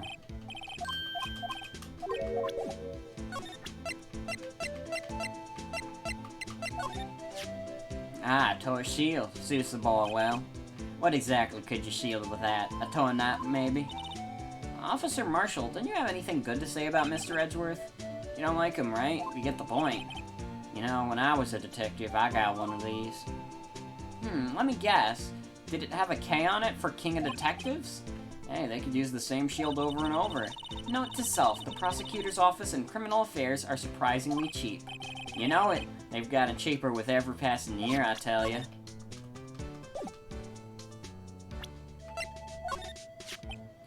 5:12 p.m. Prospectus of a bright red steed came in at a trot, real slow like. Trot. My Madonna tells me the crime occurred 3 minutes later, so it seemed the chief prosecutor was lying in wait.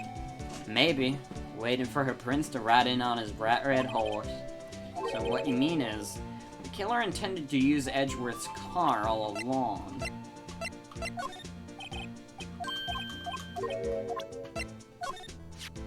Oh, what's that? Oh, what's that? Some sort of police passport? This is Detective Goodman's ID card, strangely enough. We found it a good distance away from the crime scene. Good distance in this rat hole? If you want distance, get yourself to Texas. Texas? This is a tiny little crime scene in a tiny little town with tiny little evidence. What difference does a few yards make, compadre? Note to self, if you encounter suspicious evidence, think of Texas.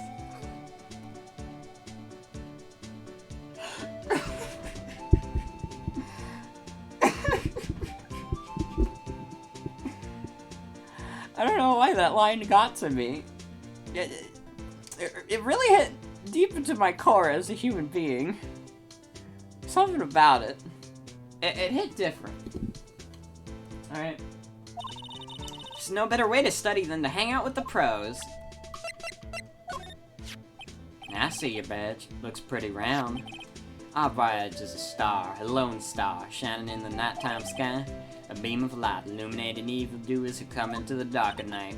Note to self, evildoers are weak against starlight. Hey, that's a sheriff's badge.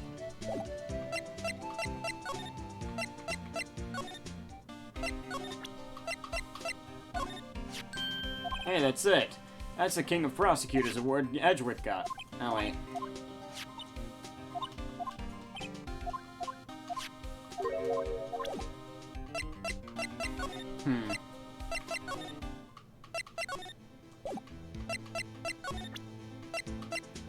I've presented everything I can.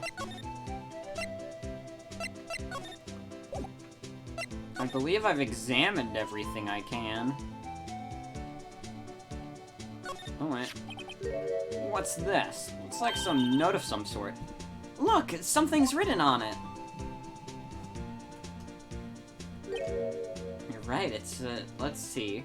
67S 12 divided by 2. Or 12-2, the date. There's a name printed on the paper above that. Goodman. Maybe it fell out of his pocket when he was killed. Well, so what does it mean, Mr. Wright? How am I supposed to know?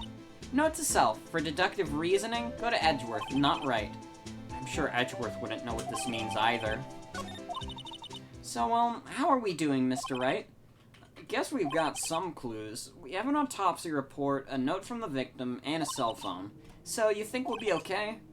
Well, the only thing that's bothering me is Lana confessing to the crime. She says she did it. No problem. I can guarantee she's not the criminal. Oh, by the way, Emma. Yes? I know that song your phone plays when it rings. What? It's the Steel Samurai theme song, isn't it? That popular TV show for kids.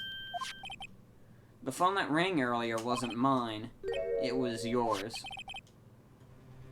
At 5:18, just after the murder took place, your sister called you, didn't she, Emma? I'm sorry. Can you tell me what you talked about? She hung up right away. I see.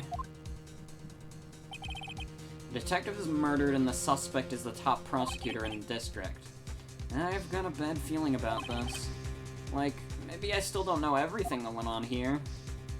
But I know it ain't good.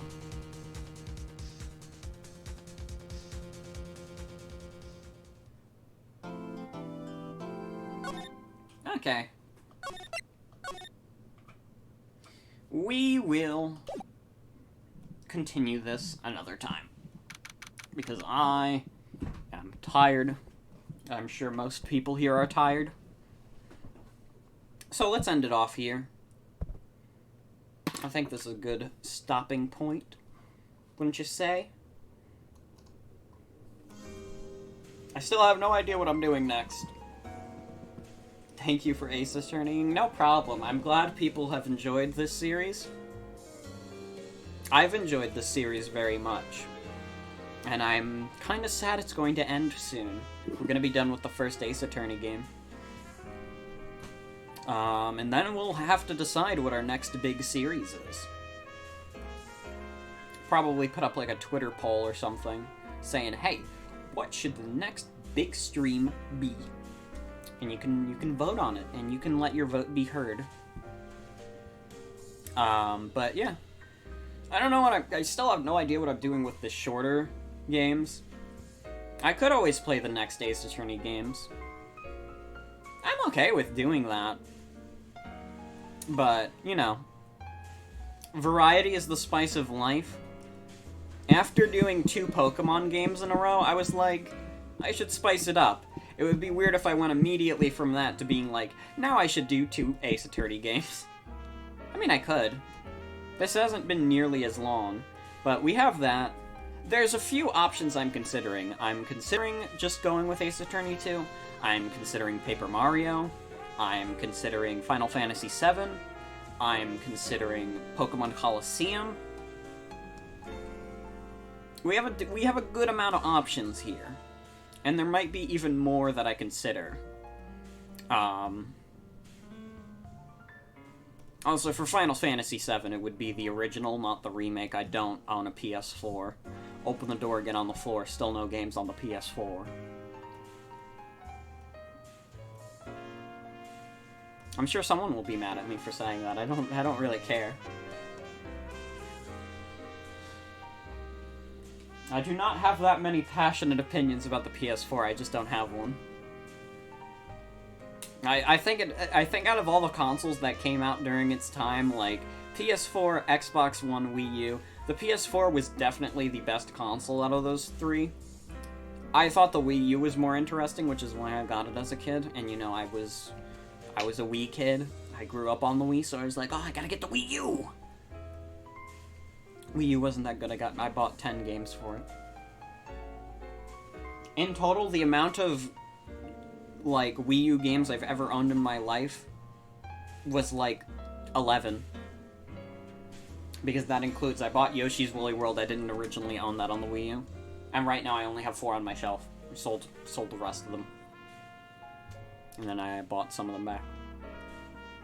Anyways, we don't even have to discuss what's coming next yet, because, you know, we're not technically done, but, you know. I will say one more thing. Around late June, I do plan on streaming Earthbound. I've said this a couple of times, but I want to emphasize that around late June, I will be doing Earthbound. I have that set in stone for reasons. And I mean, you can deduct what those reasons are if you like. but it is it has personal significance for why I would play it around that time. It'll probably be late June, either early July. I'll let you know. I say personal significance, but it's just more of a general thing. Anyways, it's gonna be it for tonight's stream. So yeah, I want to thank you all for coming. We'll see what I come back with.